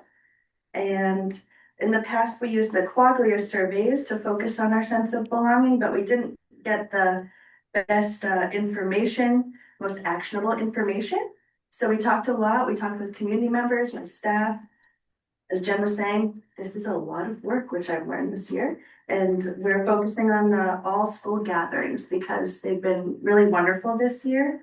And yeah, okay. Devin Working, Prosper Valley. This year in reading and math, we have a very similar goal across the 2 subjects. Last year, our goal was all around standard growth percentile rather than overall proficiency. So trying to get everybody to the, our district is deemed to be the goal of a standard growth percentile of 50 or more. That's in comparison to myself and others in my same cohort in percentile across the nation. Last year, we had an all school by grade level goal to meet a standard growth percentile of 50. This year, we have a very similar goal, but now focusing on our most struggling learners. So we're looking at all the students in the yellow and the red to be able to figure out how we can keep them making those standard growth percentiles of 50 and taking those within each grade level. Required some 4th grade mean, median, and mode math on my side of things. Happy to report, I remember how to do it. And we have some scores that are really great school-wide.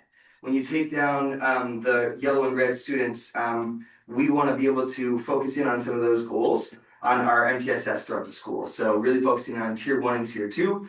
We have really great tier 3 at our school, special ed and intervention pull-out services, but we really get a lot of bang for our buck in that tier 1 and tier 2. And so we're making some great changes from now till next year at Prosper Valley to be able to really focus in on those 2 tiers of instruction and intervention to be able to help those struggling learners in our school. And safe and healthy schools, the Quaglia data this year, we had some great engagement from families more than ever before. Really on the student side of things, we're going to be focusing a lot on some gender inequities in our school.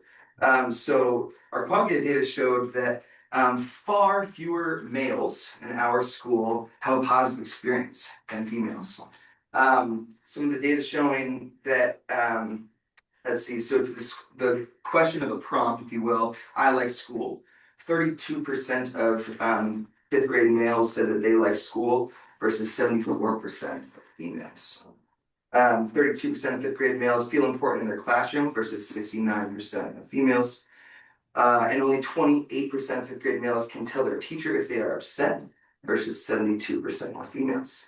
Pretty stark data that we really need to do something about.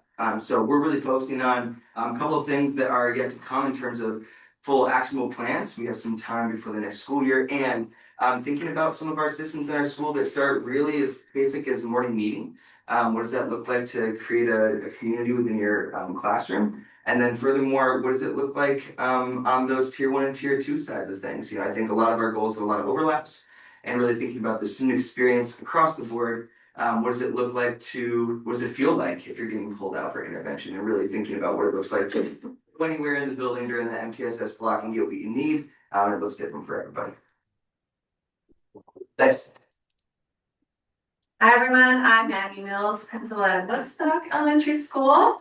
Here's some similar themes here. We have some proficiency goals for reading. K2 students, 90% proficiency, and 30% 80%, and fourth graders 75%. These were all based on looking at our data from the past year and areas that we're strong versus areas we need to increase. And our real focus this coming year is going to be around reading fluency. We've put a lot of emphasis on our phonics instruction. We've done some really good work with our reading comprehension curriculum. And working with Dr. Julie Brown, what we recognize in our instruction is that there's a lot of variability in our school around what fluency instruction looks like. And fluency is one of the really key times where kids are putting miles on the page to build their reading skills. So we're going to hone in on that with a lot of professional development and coaching with Julie Brown. In math, we are looking at fluency also, but we're looking at FACT fluency to increase our math foundational skills proficiency to 75% across our school. We're going to be digging into work around the FACT fluency for both the addition, subtraction, multiplication, and division across the different grades, and using the coaching with Patty Kelly, our math coordinator for that. And for SEL goals, we are continuing to focus on physical contact, which is our highest incidence for our ALMA data. We have seen some really good decreases in physical contact through some whole school approaches, and next year we're going to be honing in on some behavior plans for individual students and how do we build those plans to kind of feed support and increase skill building during unstructured times in their school day. And then lastly, our Quaglia data showed a need for a focus on students feeling like leaders in our school and feeling like they are recognized for the hard work we do. We want students to feel like their work is celebrated and that the work that they're doing at school is important. So we're going to be implementing some different initiatives in our school to really emphasize student leadership and voice with celebrating their work. Thanks. Aaron Kimani, Woodstock Union High School, Middle School. Good evening, everyone. Our department heads got together and facilitated meetings looking at their own data. And there's some patterns in the data that we're interested in disrupting. So I'll start with attendance. Our social emotional health, our school-wide goal around attendance is by June of 2027 to decrease chronic absenteeism by 25% from our 26 data. This is really, really important because attendance is an academic indicator, is not a compliance metric. It's really important that students are to school and school on time and for the duration. We see great outcomes when that happens. One of the other data points is in mathematics. By June of 27, 30% of students who are below the 40th percentile rank on STAR will have a SGP, a growth percentage score greater than 50. So it's some similar data points you've heard from my colleagues. But ultimately, some systems-wide work we want to do with mathematics is start to build out a tier 2 MTSS tiered system for support for mathematics, which we don't currently have in as robust of a way as we do for literacy. So now's the time to start creating a system to support our mathematics learners in a similar way that we do for our readers. In English language arts, really the pattern we're trying to disrupt is writing in our male population. So we will explicitly teach and practice writing revolution strategies, explicitly teach appropriate writing strategies using a model practice reflect instructional cycle in our classes in a minimum once a week, leading to an increase in cognitive writing scale scores for boys from an average of, as a typo there, 1703 in 2025 to 1800 in 2026. as well as in general increase our boys, our males writing competence in all grades 7 through 12. So our boys do better. We want them to do better in writing. We want all of our students to improve in mathematics. And I'm actually quite happy to say that the attendance goal was a continuation of last year, and we exceeded our goal from last year. At this point last year, we had 133 students that missed 10 or more days of school by April. This year by April, we had 66. And I can speak to, not now, but another time, the things we've implemented to improve that data. Thank you. So this is important so that you understand and appreciate why our principals are instructional leaders and how deeply they can speak to the data in the building, specifically to their building and their goals and their level of professional development. For the board again, and we talk about this in the fall, how do we decide how we use our resources and make decisions?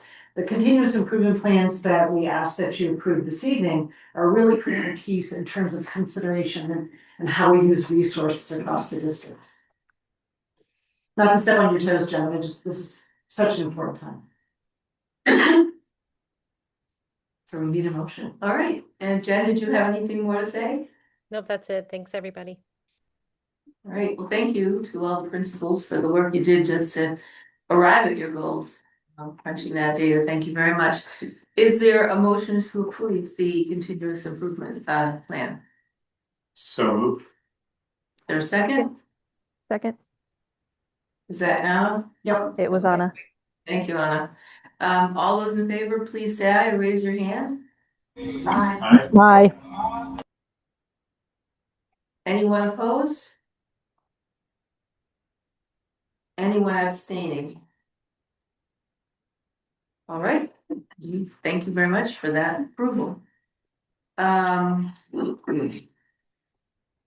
we are going to have a presentation again by the elementary school principals about technology use in our schools.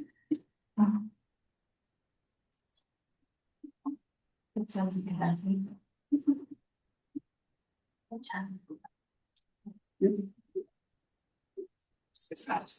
What do we? Maybe I do numbers. The board asked last time to have a presentation. So should we preface that, like, yeah, they'll preface why we're doing this? Okay. They're really sketchy. Well, they did tell me to open it, so. Okay, I think there's a presentation that we're popping up. Okay, Raph has got that. So I'm Lori Beeland. I'm the assistant principal at Woodstock Elementary School. They thought it was really clever to put the person that never speaks at these up in the front to start speaking about this, so you're welcome. We appreciate the conversation that was opened up at the last board meeting around some concerns around our tech use in our buildings for students, and appreciate how much that has opened up the conversations that we're having at our schools and how to best support students with that tech usage. Our goal tonight, our purpose tonight is just to present you with what we currently use for student facing tech with it across the board in our district. So it'll be me and the admin team presenting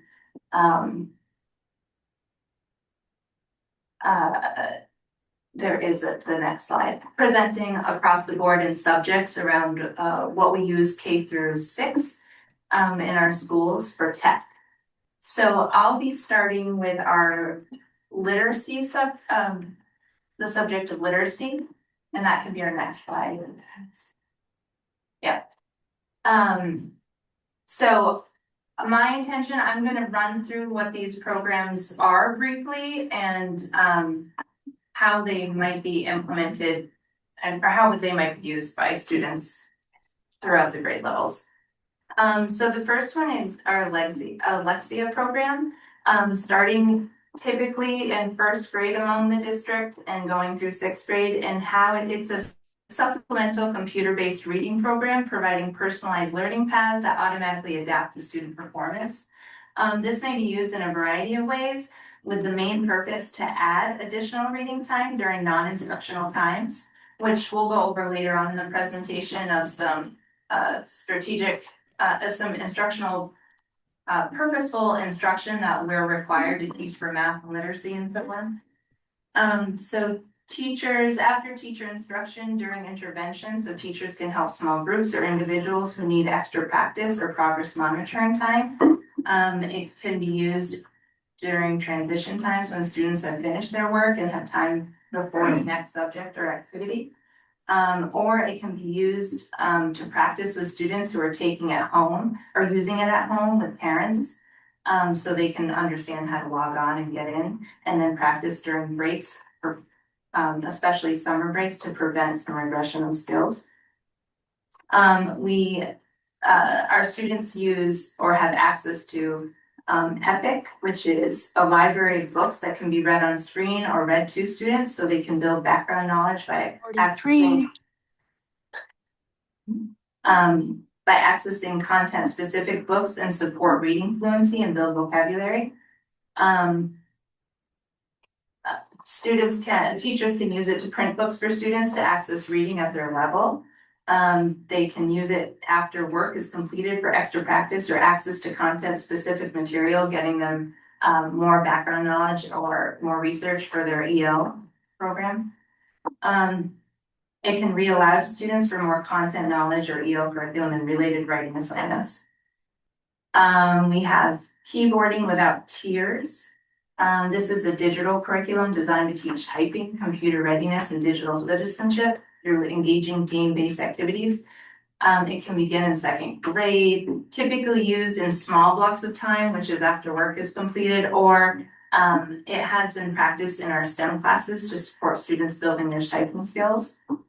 And then finally, we have Google Docs, which has begun in some of our schools in second grade, towards the later part of second grade, to start using their typing skills to put into final drafts of their assignments, and building presentations to present their knowledge of what they've learned in their EL program.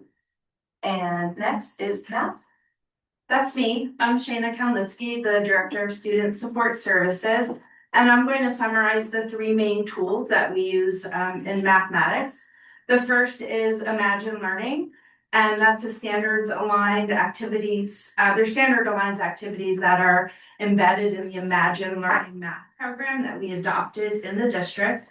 And it provides additional opportunities for procedural fluency, using precise math language and specific models that are part of the instruction in the classroom.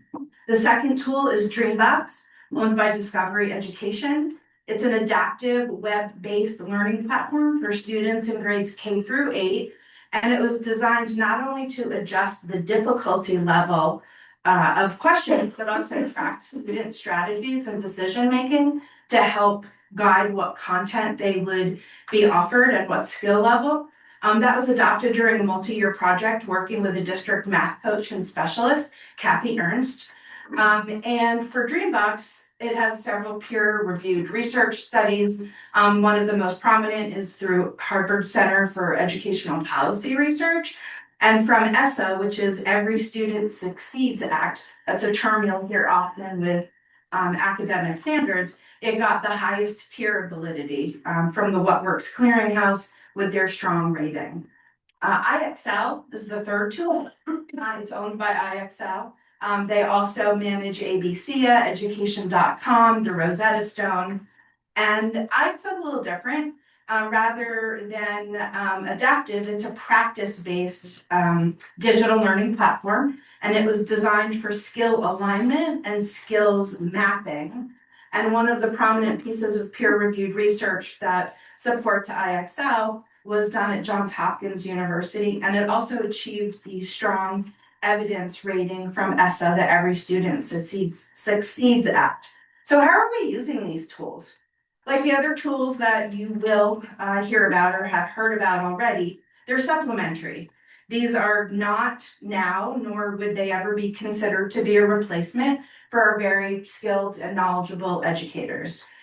These tools work in concert with classroom instruction. And they have the ability for teachers to specify exactly what content a student might be exposed to. That could be extra practice for some students, a different access level of the skills, but it could also be an extension for some students who might want additional or more complicated customized content. Dreambox and IXL are also very unique that they offer very powerful data dashboards that they can provide important information to teachers, looking to see when I put this data against other things that I'm seeing in and out of the classroom, what picture does that paint for my student of what they might need or might not need. And the last thing is that both tools are often requested by families and caregivers so that they can be accessed at home, on the weekends, over vacation, as an activity to do at home. And like everything else that we're doing, they're constantly reviewed. And because of the request of the recent conversation, we will continue to look at those tools more in depth so we can provide more information to the people who've asked those questions. I'm speaking to science. In STEM and science classes, students will access the following programs. In some classrooms, they will access Scratch Junior. Scratch is a free block-based programming app designed for children ages 5 to 7 to create their own interactive stories and games. It was developed by MIT and Tufts University and uses pictorial puzzle piece blocks to teach basic coding and computational thinking, helping kids learn to solve problems and express themselves creatively. Create a Code and Make Code are other programs that are used and are similar platforms for coding and computational thinking in grades 2 to 6. Code.org is a computer science curriculum with coding puzzles embedded in lessons and labs. WeVideo is an online video editing platform that allows users to create, edit, and share videos. It's well designed for beginners because it features intuitive drag and drop tools, stock media, green screen capabilities, and screen recording. Tinkercad is a 3D modeling and design tool that's used by students.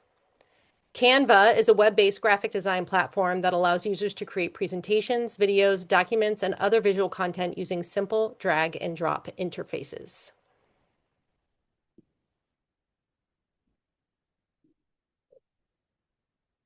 I think I'm next. No, I cannot see them. Amanda Redding, I'm talking about assessment. We have 2 computer-based assessments that we use. So we use STAR Reading and Math. Those are district universal screeners. We do them beginning in 3rd grade. We do them fall, winter, and spring. They're adaptive assessments on the computer. And basically they help teachers see what each student knows in a quick way and what they're ready to learn next. And then good old Cognia.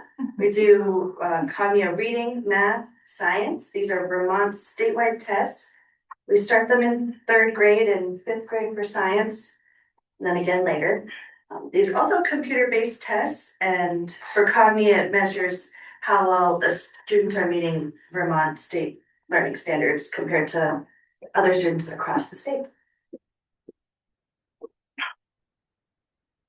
The vignettes on this page are further examples of some of the things that the speakers have brought up, but you can see there's a really wide variety of how much time and how much usage a teacher may or may not give the tool, because it's just one option that might complement what's happening in the classroom. So as I mentioned with Dreambox, it's highly customizable. You can align it to the specific lesson that you did in class or a student might have missed because they left early and the teacher needs to review a lesson and then, can provide one extra piece of practice. And there are other times when we're not using these tools because there are many actual human-based math games that are embedded in the curriculum. There are books to read, and we have very skilled coordinators for the literacy and the mathematics who are working next to all of our teachers in classrooms across the district on very valuable learning activities. And as we were creating this slideshow presentation for you all, we were trying to do our very best job to represent what is actually happening this year in our elementary schools. And it became really clear very fast that the amount of time that these programs were used varied a lot depending on the classroom and the student needs in the classroom. Coming from at Barnard Academy, we have multi-grade classrooms. We have sometimes, there's a lot of pieces that we couldn't just say there's this amount of time for this program at this grade level. But what we found was true across the board is that some programs are being used for the purpose of practicing, practicing the foundational skills, and some programs are using for creation, like the STEM tools that are for creating an innovative project. So there was two different categories. And also that there was a flexibility within the supplemental use for all of these tools of like, where is the need, what's the purpose of it, and a teacher being able to make that decision if it's needed or not. In a lot of cases, it's not needed at all. And in some cases, it was very purposeful that this is the reason why we're using it. And so we just wanted to point that out, that the variable use of time could be from 0 to like something very intentional. And in different, I also want to say, like, we talked a lot about the whole classroom use versus a small group intervention or a one-on-one use or an at-home use, which, as you can see, is variable. To be able to represent that, we did our very best job to share with you.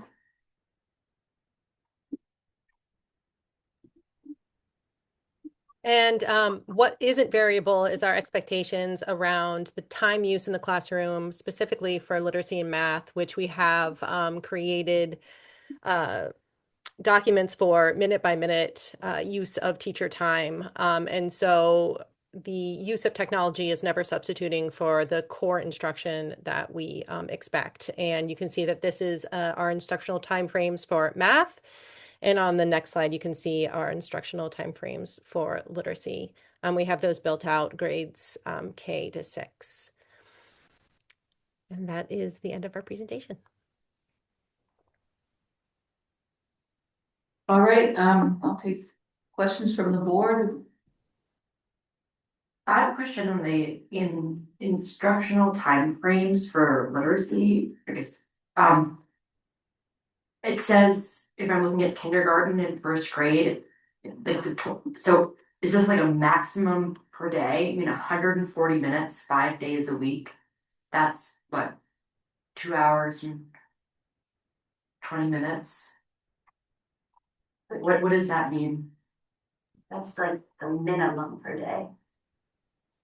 They don't sit there for straight, but through the whole day, that's how much instructional time would be for literacy. Oh, not for the screen. Right. Oh, no. That's it's opposite. So that would be like, yeah. I'm glad. Yeah, these instructional timeframes are not screen times. I think No screen. Yeah. Meaning it's what we have to work around. Well, it's what teachers would be looking at. Anybody else on the board? Are there questions on the? I don't see anybody's hand up. Session moving. Sure. Go ahead, Seth. Go ahead. Oh, I just want to say I appreciate the work you've done as a student that's been, I don't know, I come from California school where I believe I was getting my first Chromebook, I don't know, first grade, and then I got like my first very own Chromebook third grade. I thought I've turned out all right. We want to debate that, we'll do that at another time.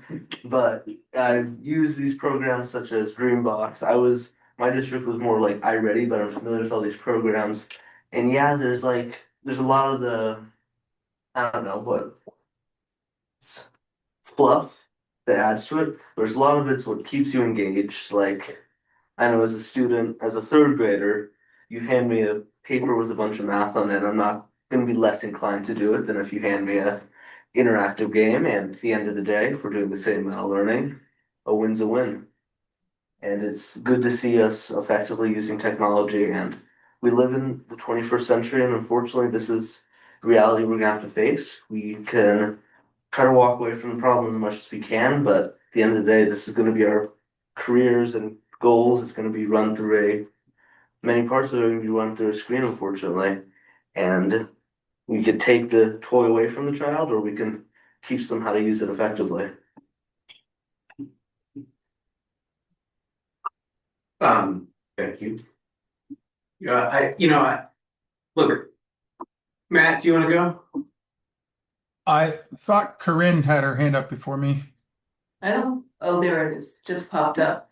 I can speak first. I think that this is really great to see. And one thing that came up for me is that it could be really instructive, I think, for technology used to be a specific focus for the leadership teams or teachers to be checking in with one another over time, to see, what works, what doesn't work, and sort of strategies around, sort of like what are the pitfalls. I think that one of the concerns, as parents, is often not necessarily the intentional use of these programs that have been vetted, but what happens beyond that between the student and their screen when it's between classes or whatever it is. And that could be it would be interesting to hear from teachers about their experiences around that. In elementary school, maybe specifically, but really any grade. And just kind of keep exploring, even if the intention is that, we're using this in good ways to support education, what are the other things that are going on? And are there ways that we can be mitigating any sort of downsides?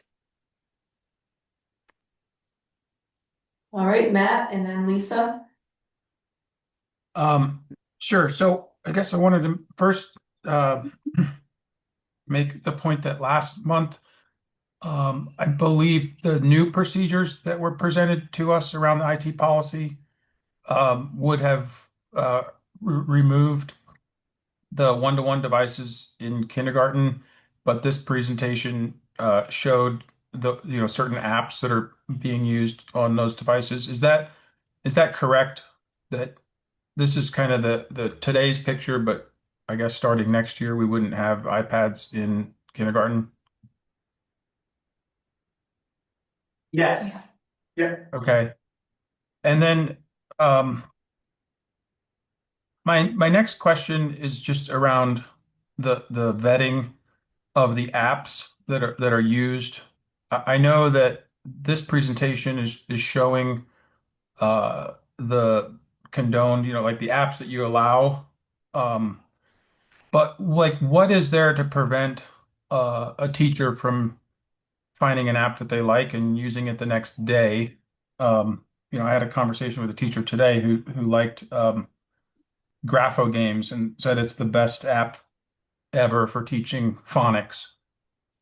And so, like, yeah, what vetting is in place so that an app that hasn't been approved by the administration or the principals would be prevented from just, being handed to a child in a classroom?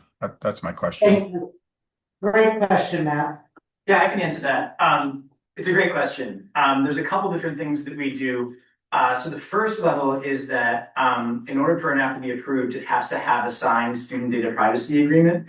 Vermont is part of a national organization that uses these student data privacy agreements. And we partner with an organization out of Massachusetts called TEC. And so all of the apps that access student data that have any of that protected data has to have a signed student data privacy agreement. So that's the first first step in that. It is possible that an app may not require or use student data. And in that case, it would be a curricular decision. And that's where the role of our coordinators and our curriculum folks help to try to shape that and guide that. Could a teacher, use something else? Like if it didn't meet any of those requirements, yes. We have structures in place so that if it's going to attach or it's going to gather any data, then it has to be approved. So we have ways of blocking apps that would require signing with our Google accounts.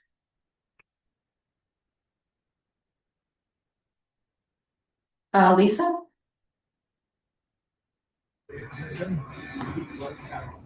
So I have a question regarding the literacy. It says in kindergarten, grade 1, you get 15 minutes daily, and that goes across the board. So my question is that total literacy time that you spend on handwriting is just 15 minutes a day? Because I'm noticing that a lot of kids are not able to write clearly. I was in a meeting today where it was actually brought up that the majority of the children in this class have a very hard time with writing, handwriting, and that needs to be an essential part of their education. There's going to be technology throughout their life, but they're also going to be able to, they need to be able to write effectively as an adult in any forum, whether it's 20 years, 30 years, they're going to need to be able to write. So my question is when you say 15 minutes daily, is that all that is spent on handwriting throughout the educational day? I'll take a first stab at answering that, but Julie Brown is also on this call. That is when we do direct, explicit instruction about handwriting. That does not mean handwriting doesn't happen throughout the rest of the day. We heard the same exact thing that you saw from our educators. And so we strategically put direct explicit instruction following a program back into our classes so that students were learning how to handwrite clearly. And it's also really important because there's been a link between how well students can read and their ability, like the ability to write connects to how well they can read. So it is strategically placed in there for that time. Julie, did you want to add anything? We're yes, it's the time used for explicitly teaching these skills. We're just a few years into implementing that district-wide, and we are going to be advancing cursive beyond currently in grades 3 and 4 and progressing it to grades 5 and 6 next year. And our students are very proud of their handwriting and showing a lot of progress. So I'm really excited for our students to reach middle and high school with strong handwriting skills. I'm just going to say that I'm concerned about the limited amount of time. I don't think 15 minutes a day to really hone in on a skill such as handwriting is enough. There needs to be more. That needs to be increased.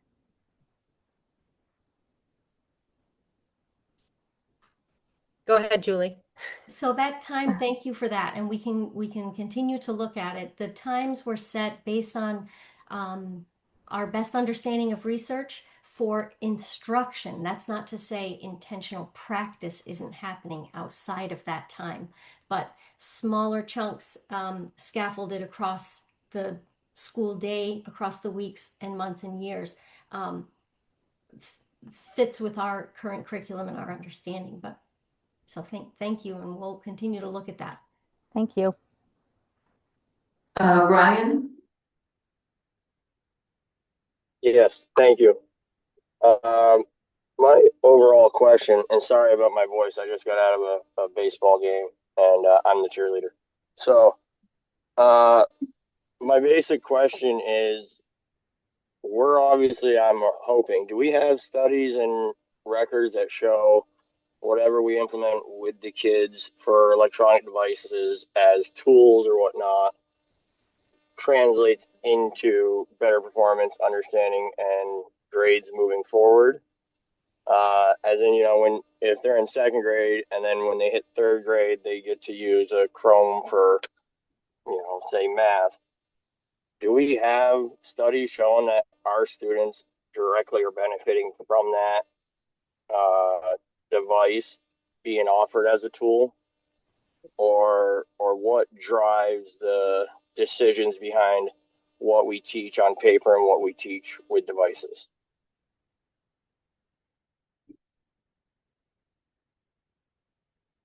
You want Brad or Shannon?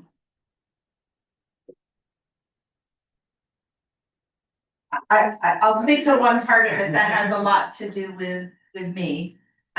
So when we talk about, I believe we brought up Learning Ally tonight and an ebook application.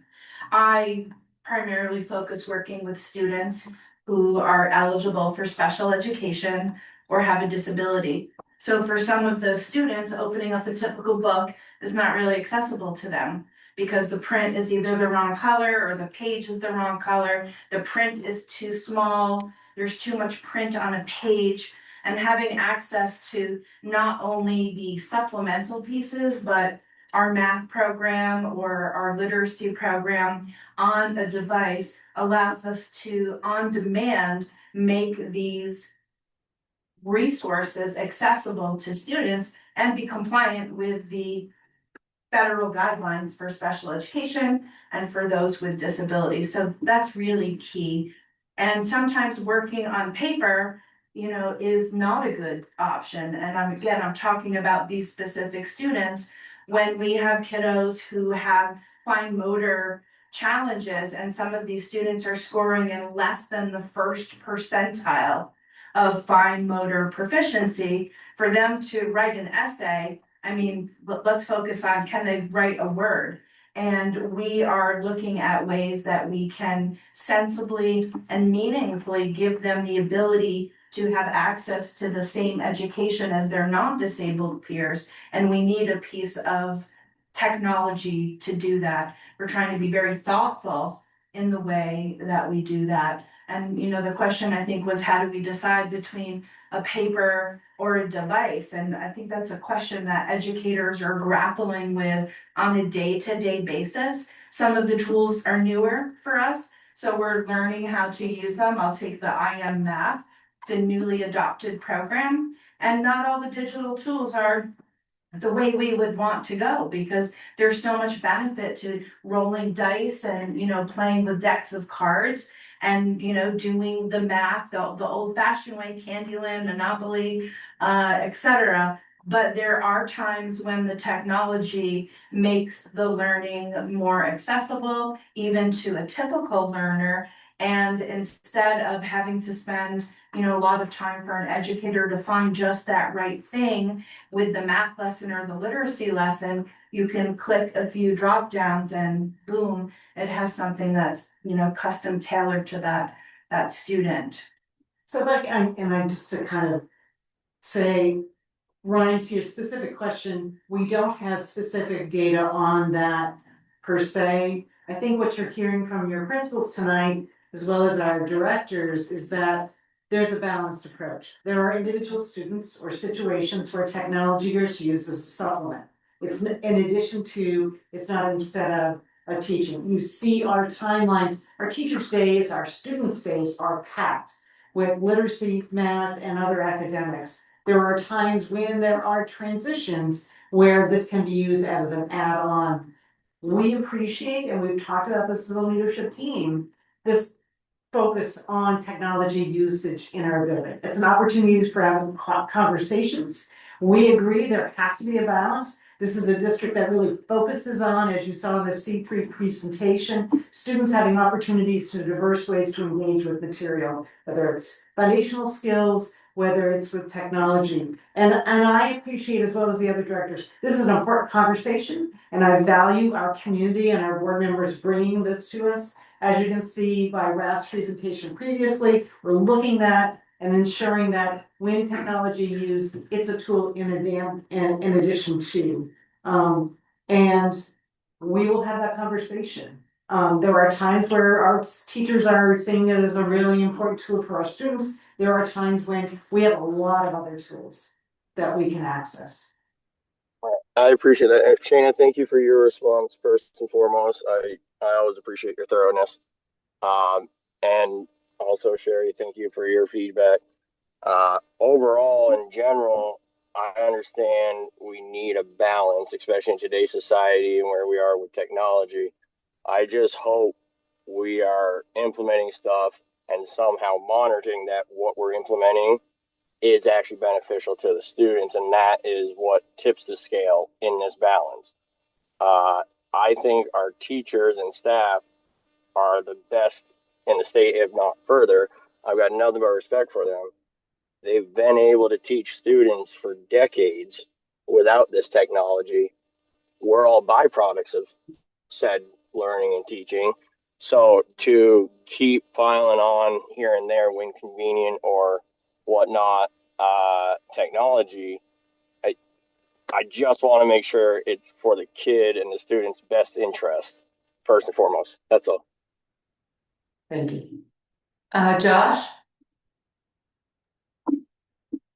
So I just want to quickly ask, when you were speaking about having increased handwriting and penmanship for third, fourth, fifth, sixth grade, seeing some of the handwriting of the middle school students, they're behind on that. Are we going to do anything to try to catch them up so that their handwriting skills are better when they go into high school or forward into college or forward into adulthood? That's a great question. At this point, I'm not aware of a particular handwriting program that's being applied at the middle school, but that's certainly something that we can discuss as a leadership team. Thank you.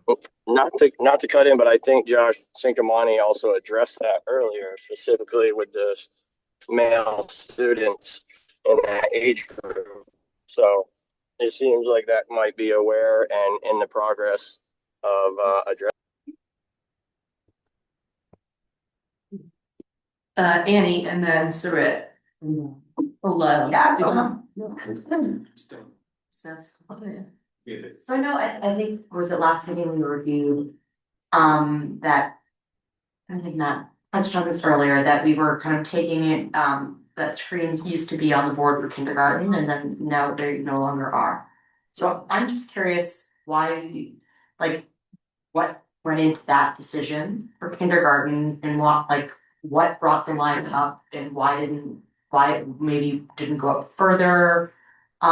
Just, and I don't know who the question is directed to, but I would just like a little bit of background as to, like, it seems like there was already one decision made and how that came about, what was looked at, and were there discussions as part of that to go further to like first or second grade? And I don't know who to answer. I can try to answer that. So I think what I presented last meeting was really just a proposal. These are procedures. This is nothing that's set in stone. This is definitely a work in progress, and we want to have a dialogue around this. I think part of what we saw was that in conversations with our educators, our kindergarten teachers were feeling like the tools, for the majority of them, the tools were not really something that they were relying on a heavy level, and that we could sit. There was strong agreement in moving that.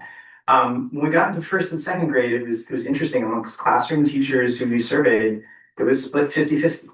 And 50% saying that they felt like it was an important part of their teaching, 50% said that they felt like it would be good to move away from those pieces. So part of that was at that time just feeling like, I mean, I think there is a really valuable discussion around what is the right level and what grades are those at least at the last board meeting, like in my mind, the data isn't conclusive enough, and then we need to do some work and have some conversations with our educators before moving forward. So that was the thought process. That's really helpful. Thank you. Sarit? Hi, everyone. I'm really glad that we're having these conversations at the board level. Raf, I want to thank you as well, being on the policy committee and seeing you in work and all of our long, in-depth conversations. Thank you. And I just want to speak up because I want to say that I just like the district to consider that IXL and Google are being sued right now. There's a website called edtech.law, and Google and IXL are examples of cases of when they're being sued for the violation of student privacy laws. Google is being sued for harm to children. These lawsuits are publicly available. And, you know, this is a watershed moment. This is a worldwide, nationwide, statewide, district-wide conversation that's overdue, and it's happening. And I just wanted to plant that seed. There's lawsuits and they're being prosecuted and they're not going away. Thank you. Well,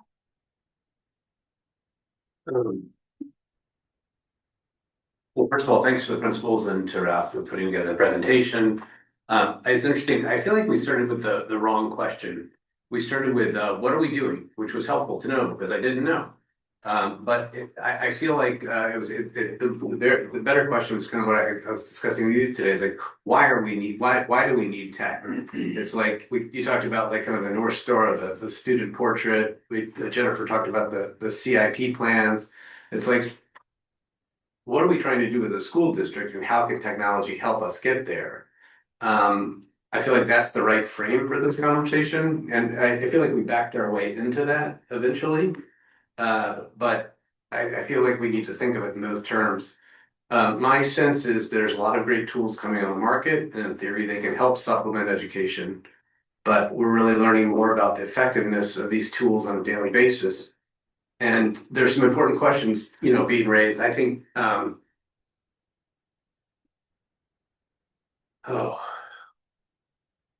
John and Blake, had some good questions like, why are these devices being used? What is the purpose? I think those are really good ones, and because I've seen a discrepancy a little bit between what's been talked about today where, as a parent, I've seen a little bit of a discrepancy. It's like, this is a supplemental tool, and that sounds great in practice, but I'm not sure that's always the actual what's being used in the real world. And I think this should be the beginning of a conversation where we explore some kind of policy that could provide some more guardrails on how, why, and when technology is used, and potentially set some criteria for what type of technology is used. I think I was interested to read about LAUSD coming out with, they expanded the use of technology during COVID, and now they're limiting screen time. I think some ban on some of the lower level yeah,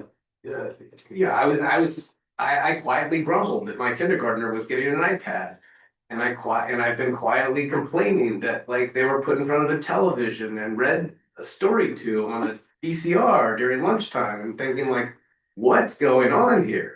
And so I think you're going to hear that kind of story bubbling up, and there's a lot of really good intentions, and everybody's trying to do the right thing. But I think we need to like investigate and figure out what is the best practice and how can we, and what is the best practice for our district too? What should be the best practice for our district? So I'm all about learning, spending more time on this and trying to create some thoughtful guidance that supports us growing as a district and kind of tries to mitigate some of the potential harms that technology can provide. So I would encourage maybe even like a working group on this, or maybe this is something that takes over in the policy group. But it's going to be an ongoing conversation for years to come. Well, the policy committee of which I'm on, had a discussion about this as well. And we did discuss having a working group that would include educators and people from the communities to take the sort of the metacognition level to look at what's really going on and then address it. So I think that will be coming as we're getting ready to end school for the summer and soon, and we don't work in July typically, but The pay's so good. it is great and richer every day. But So, yeah, we have a couple more we presentations. do. And I know Corinne and Emily else. Yeah, so pass it over to Corinne. Yeah, just really briefly, I mean, it sort of echoes a little bit what I said before, but putting a finer point on having this working group is a great idea, because I think that like one of the worries as parents, and one of the places where I feel like, you know, sort of the risks or the potential harms can come in is not necessarily about, I mean, it could be, are these educational programs, you know, working to supplement to support education? That's one question. But the other is, what is the presence of, you know, one-to-one, you know, computers, laptops in especially younger classrooms doing to the environment there, and sort of, you know, again, sort of between instructional times? Because, you know, as parents, obviously one of the greatest struggles is, you know, if your kid's not involved in an activity, are they always going to go to the computer and have a screen to keep them occupied? And so if that's happening in school as well, it's just reinforcing that sort of problematic behavior. So looking at that, kind of just like how the access to that happens in the school, I think is an important part of that. Elliot? Yeah, hi. So I just wanted to mention, and Carrie brought it up. I was going to mention it when I got to my report, but yeah, we are forming a working group around this. We've had several discussions so far. I mean, this is especially in the context of, it was sort of mentioned earlier, there's legislation that's pending with two bills, one having to do with opting out of technology, ed tech, and the other one having to do with the vetting of the different programs. So we would like to, you know, get this working group together. We want to also, you know, get input, but we also want to have evidence-based resources that we can follow as well. So anyway, so more to be discussed, and I will talk a little bit more about this because we have a policy that tonight that directly applies to this, that we're going to vote on tonight anyway. Anna?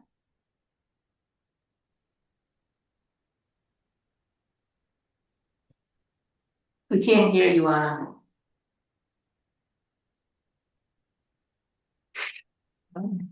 It's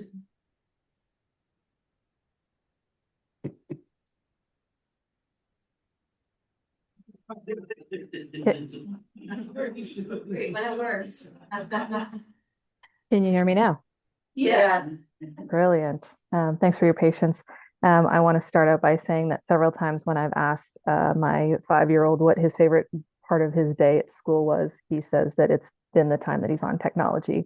And what a heartbreaking response that is to hear, despite it maybe having some sort of educational benefit in some way.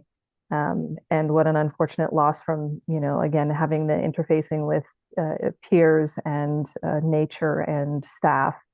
And I also want to echo what Sarit had mentioned around privacy concerns with increased surveillance and increased technological infiltration.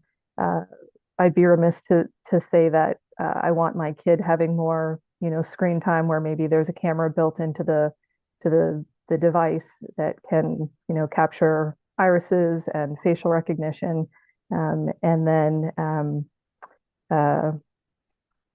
so my final thought, which I'll throw out, is maybe having the option for parents to choose to have their child opt out.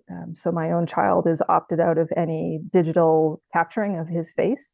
Actually, both of my children are given the option to opt out of, you know, being photographed during field trips and around schools. And so I wonder if there's a space there we can offer parents to also opt out of, you know, a certain limitation of time or types of devices that our children are exposed to, especially, in my opinion, in the younger years. So thanks. All right, thank you. Any other board comments? All right, well, thank you very much to the principals and RAF and all those who contributed.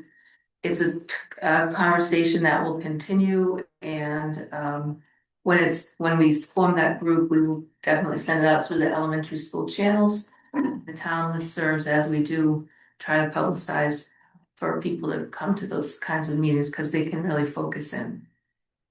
All right, we now have the elementary Spanish education proposal for 26 and 27. Here we go. This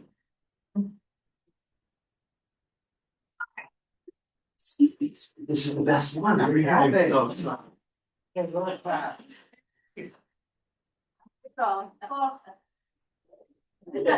Larkman, principal at Prosper Valley, and I'm Maggie Mills, principal at Woodstock Elementary. We worked on this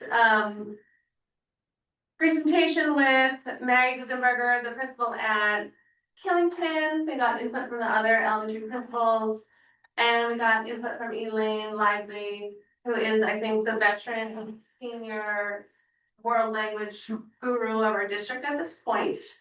We're here to just share an update on what's been happening with world language at the elementary level for the past several years and some challenges we're facing and present a possible way forward.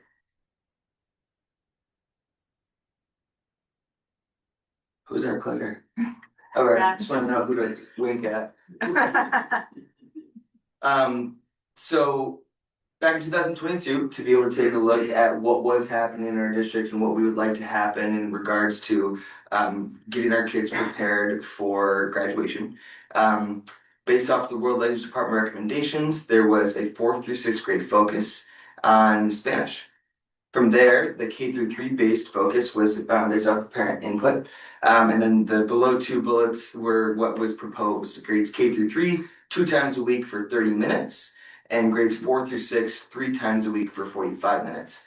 For the sake of this presentation, you might see that written as 2 times 30 or 3 times 45 as we look at what's happening and what has happened. Right. Currently, we are having challenges with filling our Spanish teaching positions. We are intended to have 3 full-time Spanish teaching positions at the elementary level. And for the past 3 years, we have been unable to fill all 3 positions. This is leading to some inconsistency for our students. This year, students at my school have no Spanish instruction. Last year, that was true at Devon School and at Barnard Academy. The year prior to that, there were students getting less than the desired amount of minutes for Spanish at several of the elementary schools due to shortages of staffing. We're finding that our needs for world language instruction look different at different schools depending on configurations. At West, we have several classes of each grade level, so we need a Spanish teacher who can teach 2 sections of kindergarten, 2 sections of 1st grade. At Barnard Academy, they have multi-grade classes, so how they use Spanish looks different depending on their schedule. Same thing at Radin, you've got multi-grade classes, so we have some different needs across our schools. Currently, we have 2 full-time openings for next year. We have 1 Spanish teacher in our district who is currently returning and 2 openings for next year. And we find ourselves, when we're posting our Spanish positions, that we end up competing with one another for the teachers that we hire. We'll have a teacher that will interview for the Prosper job, for the West job, and also for an opening at the middle school, high school. And then we're all sort of trying to convince one person to come to our school because the pool of Spanish teachers in this area and this region is somewhat limited.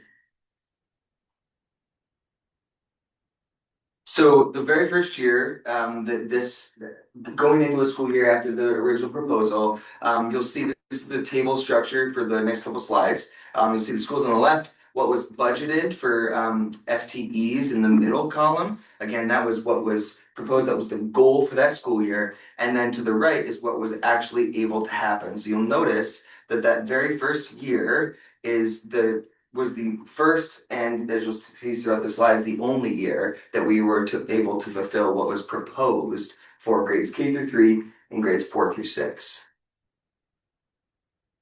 So the next year, there was an open position at the middle school. And so the Killington Elementary Spanish teacher was shared with the middle school instead of shared with Reading Elementary. Woodstock Elementary School and Reading Elementary ended up sharing that year. And so both schools had less Spanish than was intended. Last school year, Barnard and Prosper Valley would share a 1.0 FTE. We were unable to fill that position that was posted throughout the whole year, which meant that our 2 schools, K through 6 at Barnard and 5th and 6th grade at Prosper Valley, went without Spanish for the whole school year.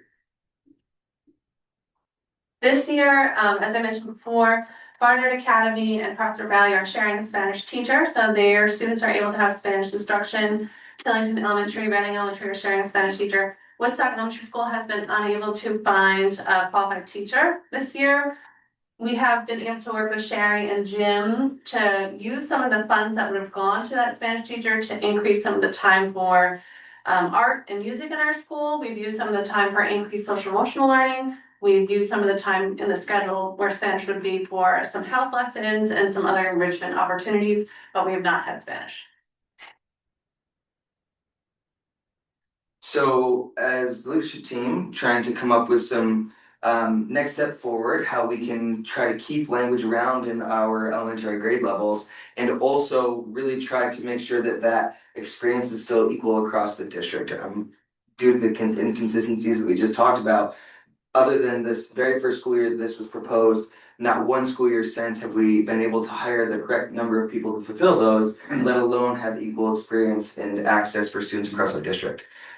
So our goal is to create consistent opportunities that we hopefully will be able to keep around and fill positions for, offering Spanish 3 times a week for 45 minutes for 5th and 6th grade across the district. Note that this would be taking out kindergarten through 4 Spanish throughout the district, as this has not been something we've been able to consistently fill. So what we need to be able to make that happen, that affects 3 schools, Barnard K through 6, Killington K through 6, and Prosper Valley 5th and 6th grade. We would need, the goal would be to get a 1.0 FTE, is what we often try to do, but 0.5 at Killington, 0.5 at Barnard, and 0.6 at Prosper Valley. So if you don't know, Prosper Valley houses most of our 5th and 6th graders at 107 students this year, so we need a little bit more in order to fulfill the needs there. I'll just point out that one of the things, as often in a lot of unified arts roles in our district, that's hard to fill is getting folks who want to share between buildings. So that has been definitely a struggle. We've found some really great candidates in the past. We've been in some amazing interviews, and when they ask questions about shared positions, and we are very real with them, as we are with any candidate, we lose those candidates. Sometimes right within our district to a middle school, high school, sometimes at a district over that has a bigger capacity to take 1.0s. So what that would look like is 2.5 days Killington, 2.5 days Barnard, and 3 full days at Prosper Valley.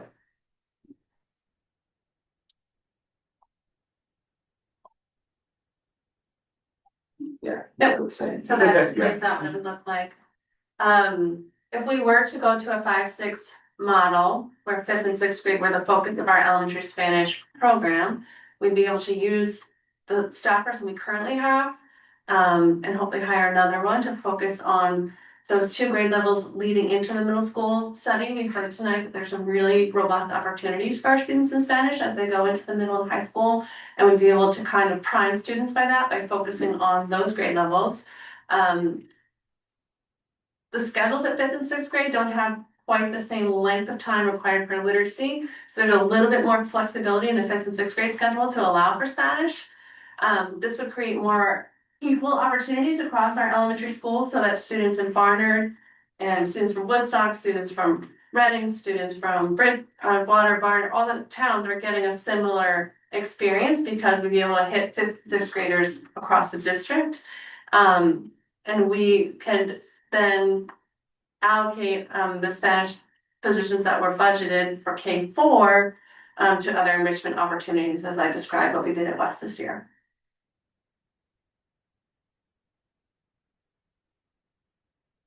Yeah, so as always, with any unfilled position, leaders are often put in a position to figure out how we use, how we create schedules with things that we need that we don't have, how we reallocate time and resources to be able to keep enriching opportunities like what's been able to happen at West this year. What we're thinking about here is really thinking how we might be able to use the Spanish teacher that we still have in our elementary schools, keep her around and put her energy and a focus in a way that we can keep more consistent for students across the district.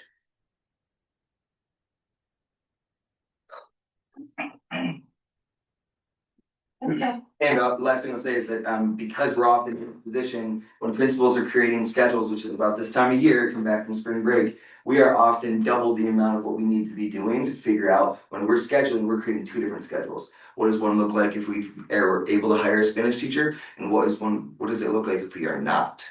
Which can drastically, 3 days of Spanish can change a schedule a lot. So lots of light work. Questions?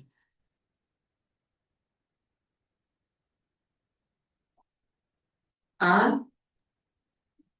I don't have a question per se, but I have a couple of thoughts I'd like to share with everyone. Um, so keep in mind that we're always going to have open positions. This has been a struggle that all districts have had, we have experienced. Um, I want to point out that uh, for a good over a year, we had no social emotional learning instruction at or support at Reading Elementary. Due to this very same reason, right? Finding folks who want to share between campuses, which I completely understand. At no point did we ever discuss removing SEL support from all campus schools, specifically at the elementary schools. The community was continuously told, yes, it is a fully funded position. We're having a hard time hiring for that, and that was completely appropriate. So I would like to say that this should be a similar situation. Unfortunately, we aim for equity, and we can't always reach it. I would also like to point out that with all of the adjustments coming down from the state, which we still don't quite understand, we know that there will be funding cuts coming up. And if I can bring us all back to those that were on the board, recently when we discussed cutting unified arts, the severe outrage that we got from our community. And so I think that we need to be really careful about this and remember that all of our students deserve to be stood up for. And just because we can't fill all of our positions at all of our campuses doesn't mean that we should remove all of those positions at all of the campuses because of hiring issues, which we're going to continue to have. Thank you. Thank you. Anybody else?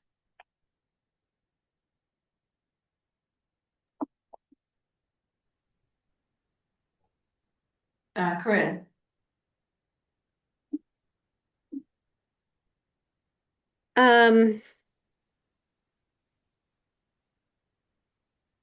I think that in this case, what has been identified is a specific issue that has been consistent over the years. And the solution seems to both address the sort of continuing problem or sort of acknowledge the continuing problem and create a different way of offering a different schedule for offering Spanish language to all of our students that makes the best use of our resources. Thank you. Anybody else? Yeah, I'll just jump in since I made a similar comment at the last board meeting that the consistency and the quality of the program, it's been hard to deliver a really good product. And I'm going to date myself because I think 12 years ago when my wife was on the school board at Wes and we tried to make changes to the language program, there was a lot of pushback, but the issues were the same, that we were having such a hard time filling the positions. And we got really in depth about the quality, like how many times a week and are they learning? Is it enough minutes during the day? And are they going to be taking time off over the summer? And what I experienced with my children is that there is a lot of learning loss at that younger age, that we're not truly teaching, very, very young children to be bilingual. We're just starting to introduce language, which we all want, but not at the level that they really excel. But we have a wonderful language program when you get to seventh, eighth, and high school.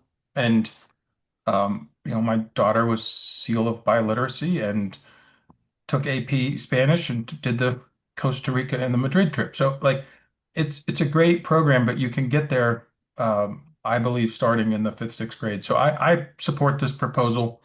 and just thought I would share those thoughts. Thank you. Thank you, Lara. I also support this proposal. I think we should concentrate on what we can do well rather than just do something haphazardly that if we don't have any data to suggest that it's working, then we should do something else. My question is, do we have any opportunities to either use technology or volunteers in the community who aren't necessarily licensed as teachers, but in some kind of way to facilitate conversations between students and Spanish speakers, so that instead of trying to find somebody who can speak Spanish and is a certified teacher, we can find some other more creative way to get Spanish instruction for the students. That's a good thought. Anybody else? All right, now do you need a vote on this, or is it? So this is the direction we'd like to go in. Yeah. Honestly, we are now really at the end of hiring season. So I'm not optimistic we'll be able to fill these positions. And our principals need to plan their schedule. So we are May 4th.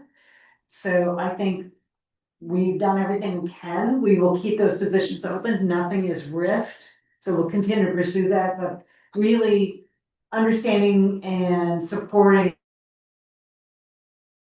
principals to move forward with a concentration of Spanish 3 times a week, 45 minutes in grades 5 and 6, so they can start building their schedule. And we will post and we'll keep looking, it's not forever, again, it's in the budget. So I think that, we didn't want to do anything this different from what we've had planned without board input and consideration to see the challenge these principals are in. They've been trying really hard. And if you look at over the last 3 years, how inconsistent it's been, and again, in consultation with Elaine, who's taught elementary and now secondary Spanish, we want a solid program. I think as Matt alluded to, Laura, having a solid 5th and 6th grade program that will then allow all students to enter 7th grade, having the same experience is really critical. And that was the original decision with our articles of agreement. We want to make sure that students have similar experiences so that when they begin in 7th grade, they can be supported. I'm sure if someone has thought of this and there's some reason it didn't work, but I just thought I'd ask. Is there a reason not to do, have some elementary schools do French? I mean, I guess the reason would be so that everyone starts at the same level, but also half of my friends, we all took Spanish and half of my friends switched to French. So would half of the people taking French not switch to Spanish? Does it have, a different developmental impact? Just, I don't know. It's finding teachers in general who want to teach elementary word. I'll defer to Carrie. She knows this much better than I do. Well, that's a big problem in the state of Vermont. It's a big problem across the country. People who speak 2 languages don't necessarily aspire to be teachers. Okay. Elaine, I'll let Elaine speak to that. I just have to say, I'm thrilled to report that last year we have 17 students who have signed up for AP Spanish, which is, I think, larger than we can host. And we have 33 students who've signed up for advanced topics in Spanish. We actually have to have 2 sections. Great. That's not. I just want to put out one key difference with these 2 models is that if nothing changes, right now we have 2 positions to fill to try to get equal access across the district. If we were to accept this model, the next step would be for us to talk to our current Spanish teacher about what is then available in this new model, and possibly only have 1 position to fill to be able to have equal access for the students that we're choosing to provide Spanish to. Well, I think you have the support of the board. I see 2 more hands. I'm gonna call on Katie first, then Anna. Just so I understand, are we voting for them to accept this, for you guys to use this model, or are you just informing us of what you're going to be doing? I think, Katie, we're in a position where we really, we don't have an option. We've opened the position for a year. We don't want to make the ship without the board's awareness, but we really we really are not in a position to offer the current model as was stated, and so we don't want to misrepresent. And part of the Articles of Agreement is every school has the same opportunities, especially around unified arts. Reading had a significant challenge filling that counseling position. Again, we tried really hard, but we've had multiple years with Spanish, and we really feel like we need to do this, and so that students have equitable experiences across the district. I just want to put my opinion out there. If we're not voting, we're just giving opinions on where we're going.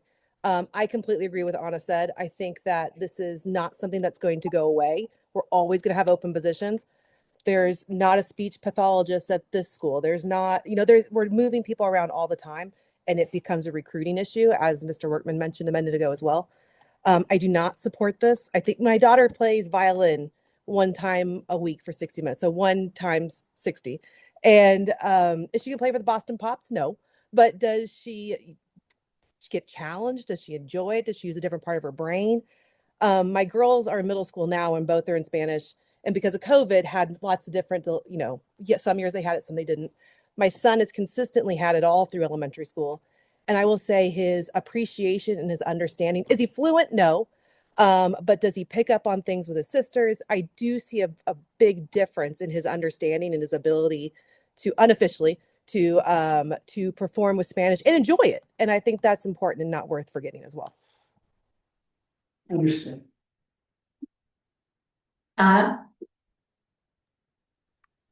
Given the proficiency of a number of students in the higher level grades taking AP classes and taking the sitting for the AP test, I'm wondering if there's a space through C3 or another joint program where we could have high school students in those AP courses connecting with the younger students that are going to lose their or don't currently receive Spanish in a way that could be fostering to both older students and younger students.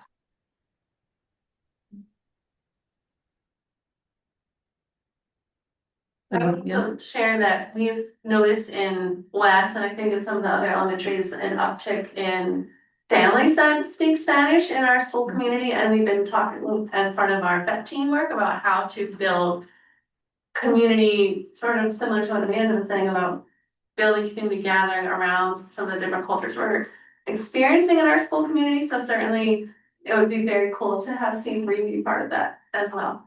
Especially because the AP Spanish students are more qualified than most of the applicants that we get. I'm just gonna put it out there. I get applicants that say they took high school Spanish. So did I. I'm applying to be a Spanish teacher. We're so locked, Lila. Annie. So I'm feeling extremely, I guess we're just talking about how we're feeling. I'm feeling extremely torn about this. I really am empathizing with what Katie and Anna was saying around, while I hear Sherry that it's, equity is part of the Articles of Agreement. If we hold that as the standard by which as the only thing we're trying to do, I think, we just continue to lower the bar. And I think I also would like to be against taking things away that I don't think we'll be able to add back. But at the same time, I also hear what Matt was saying in terms of the ability. I was awful at language. I was really, really bad at it. And I can't imagine, I know I started in 7th grade, but I would imagine that the ability of the younger, K through 3 or whatever it is to actually pick up the language in a meaningful way is probably very limited. And then also I deeply respect the opinion of our principals and what they think would work. So I guess we're just saying how we're feeling. I'm feeling very torn.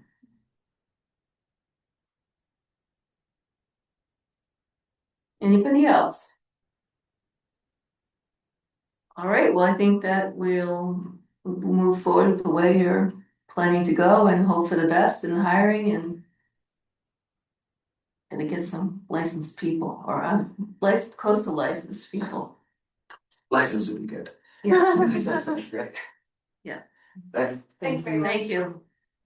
All right, now we have,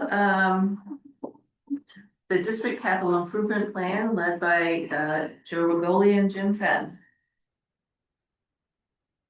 Jen Settle told you a couple hours ago that the AOE requires the CIP to be approved annually. They require this CIP to be approved annually also. Our CIP, or our capital improvements plan, is part of the requirements now for any school that wants to do a construction project. And we have a construction project that the voters approved, we need to update and adopt our new capital improvements plan. Joe and I work on this together. He does all the heavy lifting. I help compile it into a nice document. And this is our plan. This is version 2 of our plan because version 1 had $13.9 million worth of repairs at the middle high school. This version had $900,000 of upgrades to things on this campus, 600,000 that we're spending this year just to keep the doors open. And the rest is greenhouses, upgrading the field hockey field, things like that, that will be complementary to the new building when it gets built. So they're not going to be thrown away. The capital improvements plan is a plan. It's casting quicksand. It changes the day after you adopt it because we realize that, oh, some pipe is broken and we have to cancel that project in order to take care of this project. But what it does is it shows that you've intentionally looked at your facilities, looked at your major expenditures.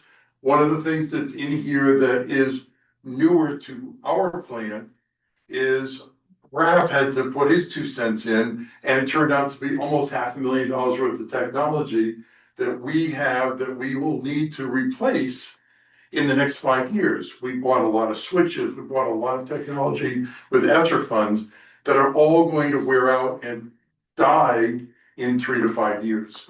And so, as Joe and I we're working on this, Raph said, "Oh, what about me?" And we added a lot of technology because we're talking about the switches. We've got probably $350,000 worth of switches in our buildings, and you've got hub sites and all these other things, and they're not cheap. And so they're now part of this plan also. Again, it's a plan.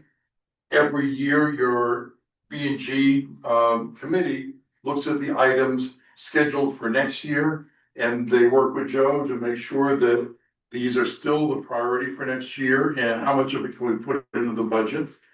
One of the focuses that we have on this is how can we make all these things come together without having any significant changes in the tax rate. And so we put them together, so we'd like them all done here. Then we realized, well, that's gonna add $500,000 to the budget. And we can't do that to the tax rate, so we reshuffle them around to keep the impact on the tax rate as close to zero as possible. So we put in projects after a bond is paid off so that we follow prior debt instead of adding new debt on top of old debt. So this is our plan. It does need to be adopted by the board. Finance and facilities, finance committee and B&G have both reviewed it and have recommended it. Matt or Katie, please speak up and share your thoughts, but it's something we need to adopt so that we can show AOE that we have it and that it's not a roadblock in moving forward with our construction project. I'll just chime in quickly and just say that a lot of work has gone into this, and I really appreciate everything that Jim and Joe have done, and that the committee 100% supports what they are asking us to vote on tonight. I would agree on behalf of the finance committee. If you get a chance to look through it, you'll see that each project has a justification and rationale and a prioritization, and it has flexibility. You can move projects around, but it keeps a record of what we think is important, what we think needs to be addressed. And I sort of can't imagine planning a capital budget without it. So I support it. Thank you. I just have one question, please. First of all, I agree with everything that everybody said. Thank you for doing this. The debt service, you have a $3.4 million in 2028 for new building debt, which seems early to me. And I'm just kind of curious what you're thinking here. I'm thinking that we had to put it somewhere. And that, if I recall, and I don't have that particular one up on my screen, but if I recall, it's on page 10. It's interest only in that year. And if we do a deferred,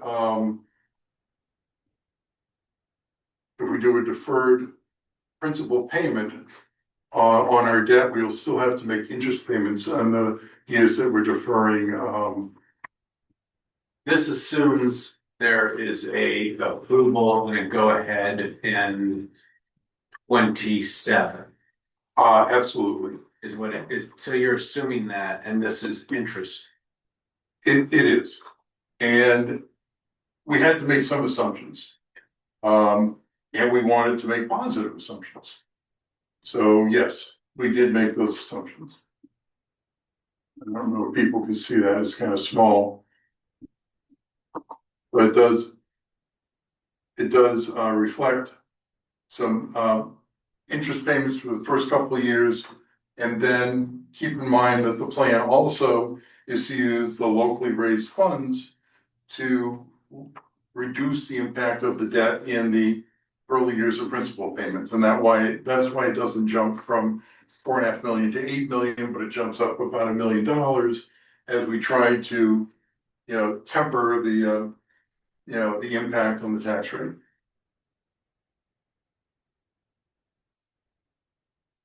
So Jim, did you have anything else you wanted to highlight?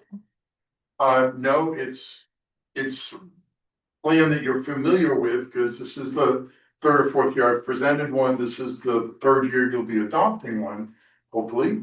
And it's what it has gotten is more comprehensive, because we've included things that weren't in it before, such as the technology, because those are major infrastructure things that we need to plan on.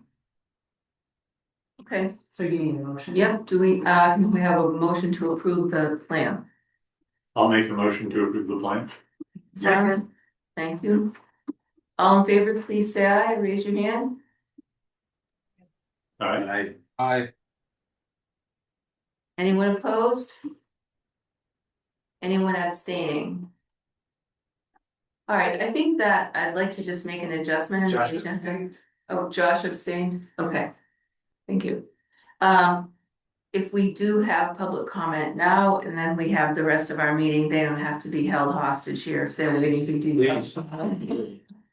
So if anyone would like to speak public comment, either here online or in the room, you're welcome to speak now. And it will be a straight 2 minutes. Please, go ahead. I'll just make it brief. Thank you very much. I really appreciate the seriousness with which you treated the issue I brought up at the last meeting, the thoughtful comments from the board and the thorough presentation. I think the thing that Seth highlighted that still, to me, is something that is the next step here is we've covered the what today, but now it's the why, right? Why is this technology there, right? And I've heard about the ESA studies. Reading recovery is also getting the same weighting as Dreambox is. So there's more to the data than just the ESA certifications. And I think it's going to be a long discussion because after the why, then it's going to get into how do we do this, right? For parents who are very concerned about this. So just to be clear, my son doesn't touch technology at home. And I'm very concerned that when he goes to school, that undermines my ability to parent him. And I don't know of any other product or anything that's going on in school that would do something similar to that. And so I would encourage the board to consider allowing parents that are concerned the ability to opt out. I mean, when Anna mentioned that comment, I mean, it broke my heart, right? About her kindergartner going to school and saying they love the iPad. I've heard the same from my son. He doesn't say, I love learning math on the iPad. He doesn't say, I love doing something. He says, I love playing with the iPad, right? And I just don't want that to become a ritualized part of his life and create a reliance on it. So I would just encourage you that while you're considering this very thoughtfully, and everybody here is so thoughtful, and I appreciate that, I would just encourage you to allow parents the ability to let their kids do things, maybe we call it the old-fashioned way. Thank you. Anybody else? Elisa? Hi, can you hear me?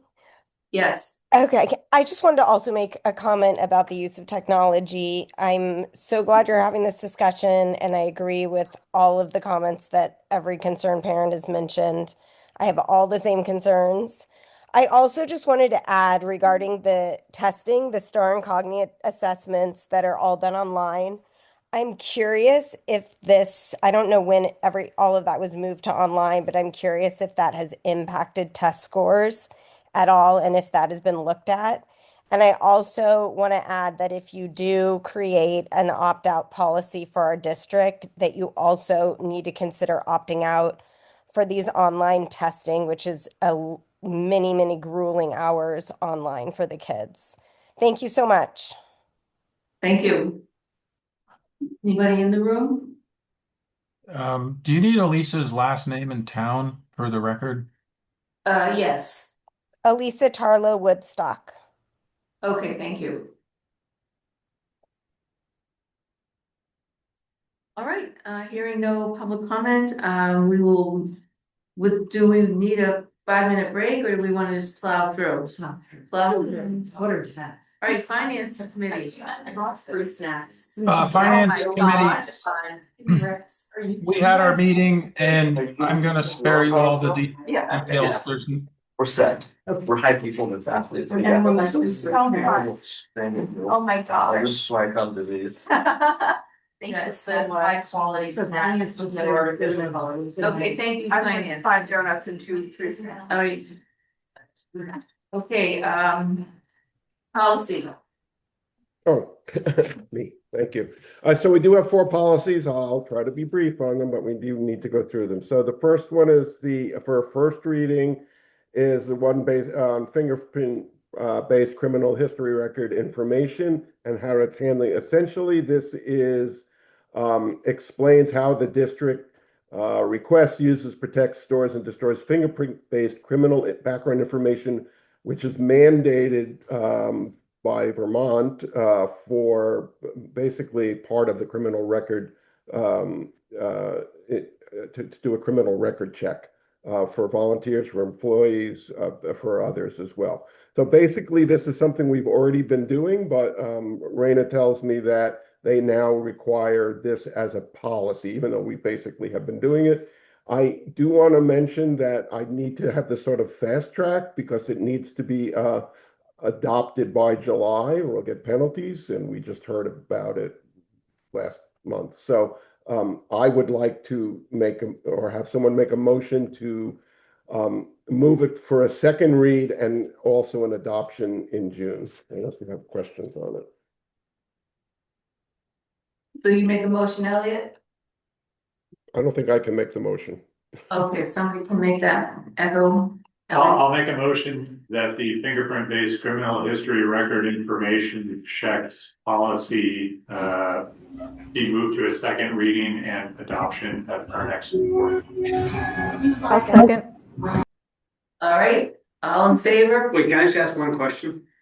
Elliot? Yeah. And maybe I could read this, but if we have a vendor who's servicing school, do they have to come to Montpelier to do their fingerprinting, or is there a virtual kind of, if they're, say they're a virtual tutor from another part of this? I do not know that. All I can tell you is that I don't think there's virtual anything with fingerprints. I think, as a matter of fact, it spells out that this has to be done in completely old-fashioned method that needs to be like on paper or whatever, and then destroyed by by shredding. So I don't think that's part of it, that there's a protocol on this, that it's very, very Yeah, protected. I know it's out of our control. I'm just kind of curious. I read like if we were looking to get a Spanish teacher from another place and we are using a virtual tutor, for example, would that person have to get fingerprinted? Would they be able to, or would they be hindered by? It doesn't matter. I'll look it Yeah, I don't up. know. I would ask, I think Raina, and you have to be, as part of We the don't have any policy, control over also, it you have to be anyway. trained for this, so, yeah.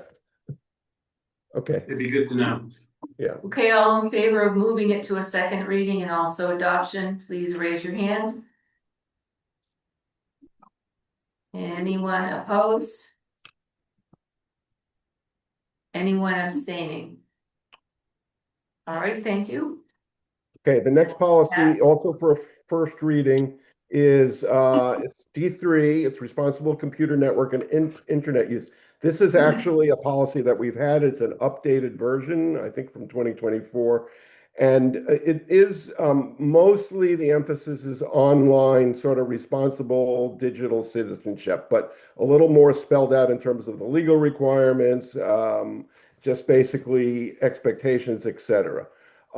That's one part of it. And since we've had this discussion with our group, we decided, even though it's not the intention of this policy particular, we added another part to the procedure, which is we added E, which is basically called it appropriate introduction and use of technology in elementary schools adjusted to current best practices.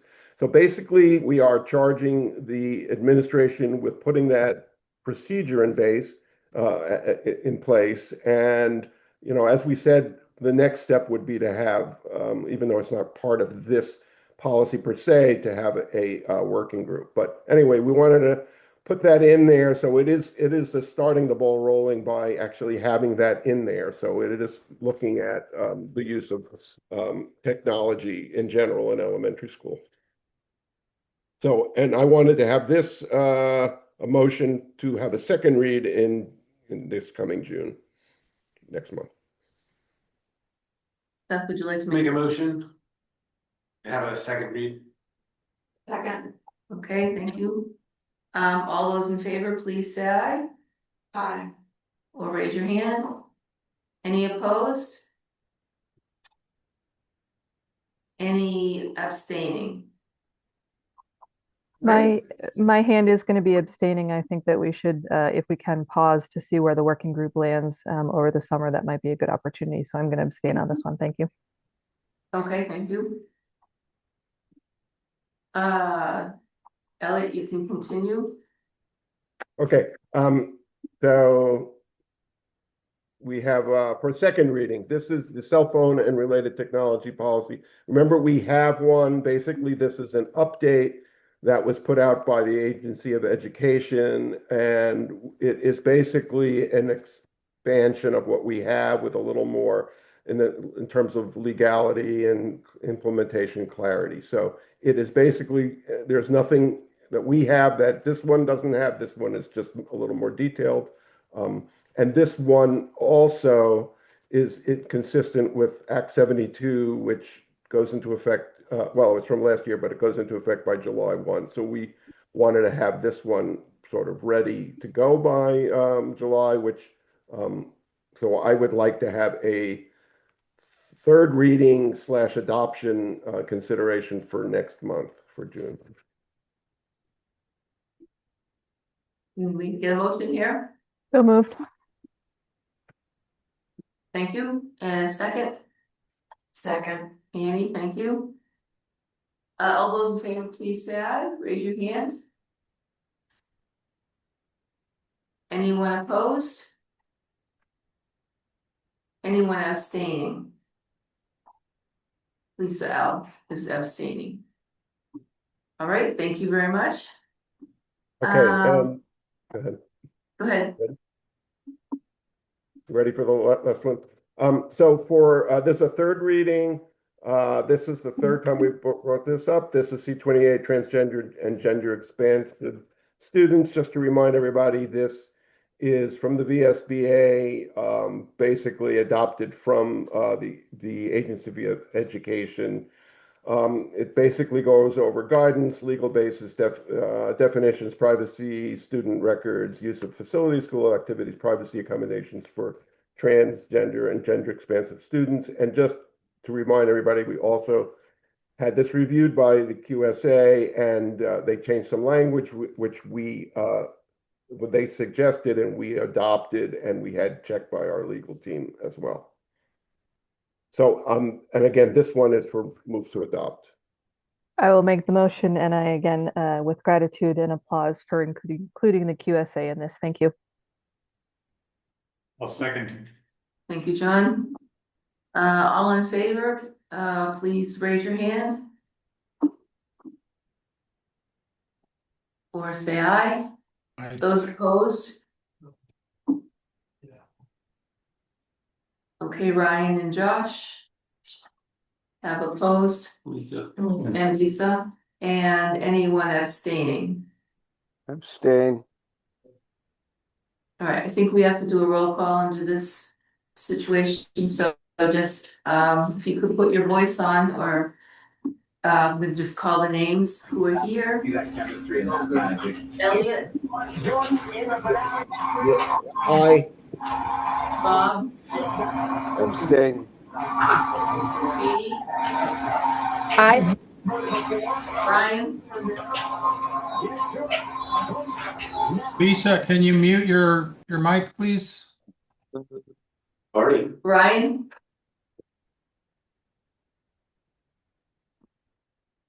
Brian, I need to hear your voice. Sorry, I can't hear you. Oh, he just went out. I think he was a no, but Corinne. Aye. Matt. Aye.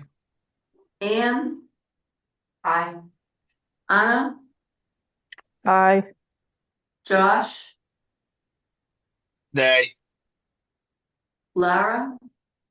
Aye. Lisa. Nay. Gina. Aye. Is Sarit still here? No, it's here. No. Brian. Oh, you didn't get Ian Carl, so you had. No, I did. No, you. Oh, I didn't. Oh, Annie. okay. Ian, Anne. and Ian. Anne. Anne Carl. Oh, sorry. That's. I don't know.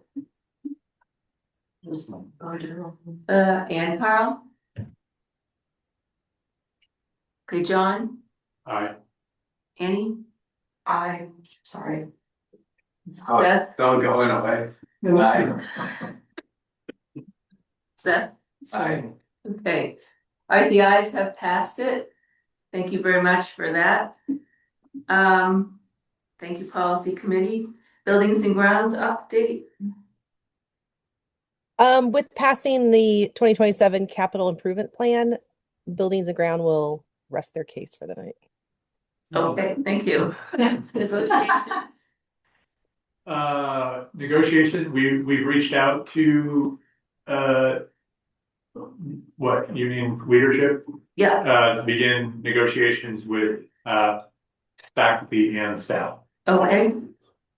And I don't think we have any working groups update. We need to approve the minutes from April 6th. I'll make a motion to approve the minutes. All right, second. Second. All in favor, say aye. Or raise your hand. Any opposed? Any abstaining? All right, we had a public comment, so we're all set there. Reflection. It sure was a long meeting. It's actually shorter than I thought it was gonna be. All right, to everyone. I mean, lots of presentations, lots of good information. Yeah. Did you go to by the grant shares approval for all? Oh, that's funny. The grant approval. for the new hires. Just to- So someone just do a motion. Okay. Can you explain that? Thank you, Jim. Yes, you can speak right over that. What?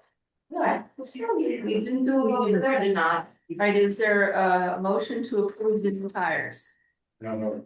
No, so. Aye. for us to be able to approve. Oh, the grant, yeah, oh, yeah, the Fine. signing, Fine. yeah, sorry about that. It's all right, somehow I just not over that. All right. Sherry, why don't you just explain what it's. So we are now in the hot of hiring season, so that we have a candidate, at this point, we would have to wait till June for board approval. So asking that the board grant the chair and vice chair the opportunity to confirm a hire of any new faculty between now and our September board meeting. I make the motion to allow the chair and vice chair to make decisions on new hires between now and the start of our next board meeting. And I'll Thank second you. it. All in favor? Aye. Any opposed? Any abstaining? All right, the ayes have it. Is there a motion to adjourn? So moved. I will second. Okay, all in favor of adjourning?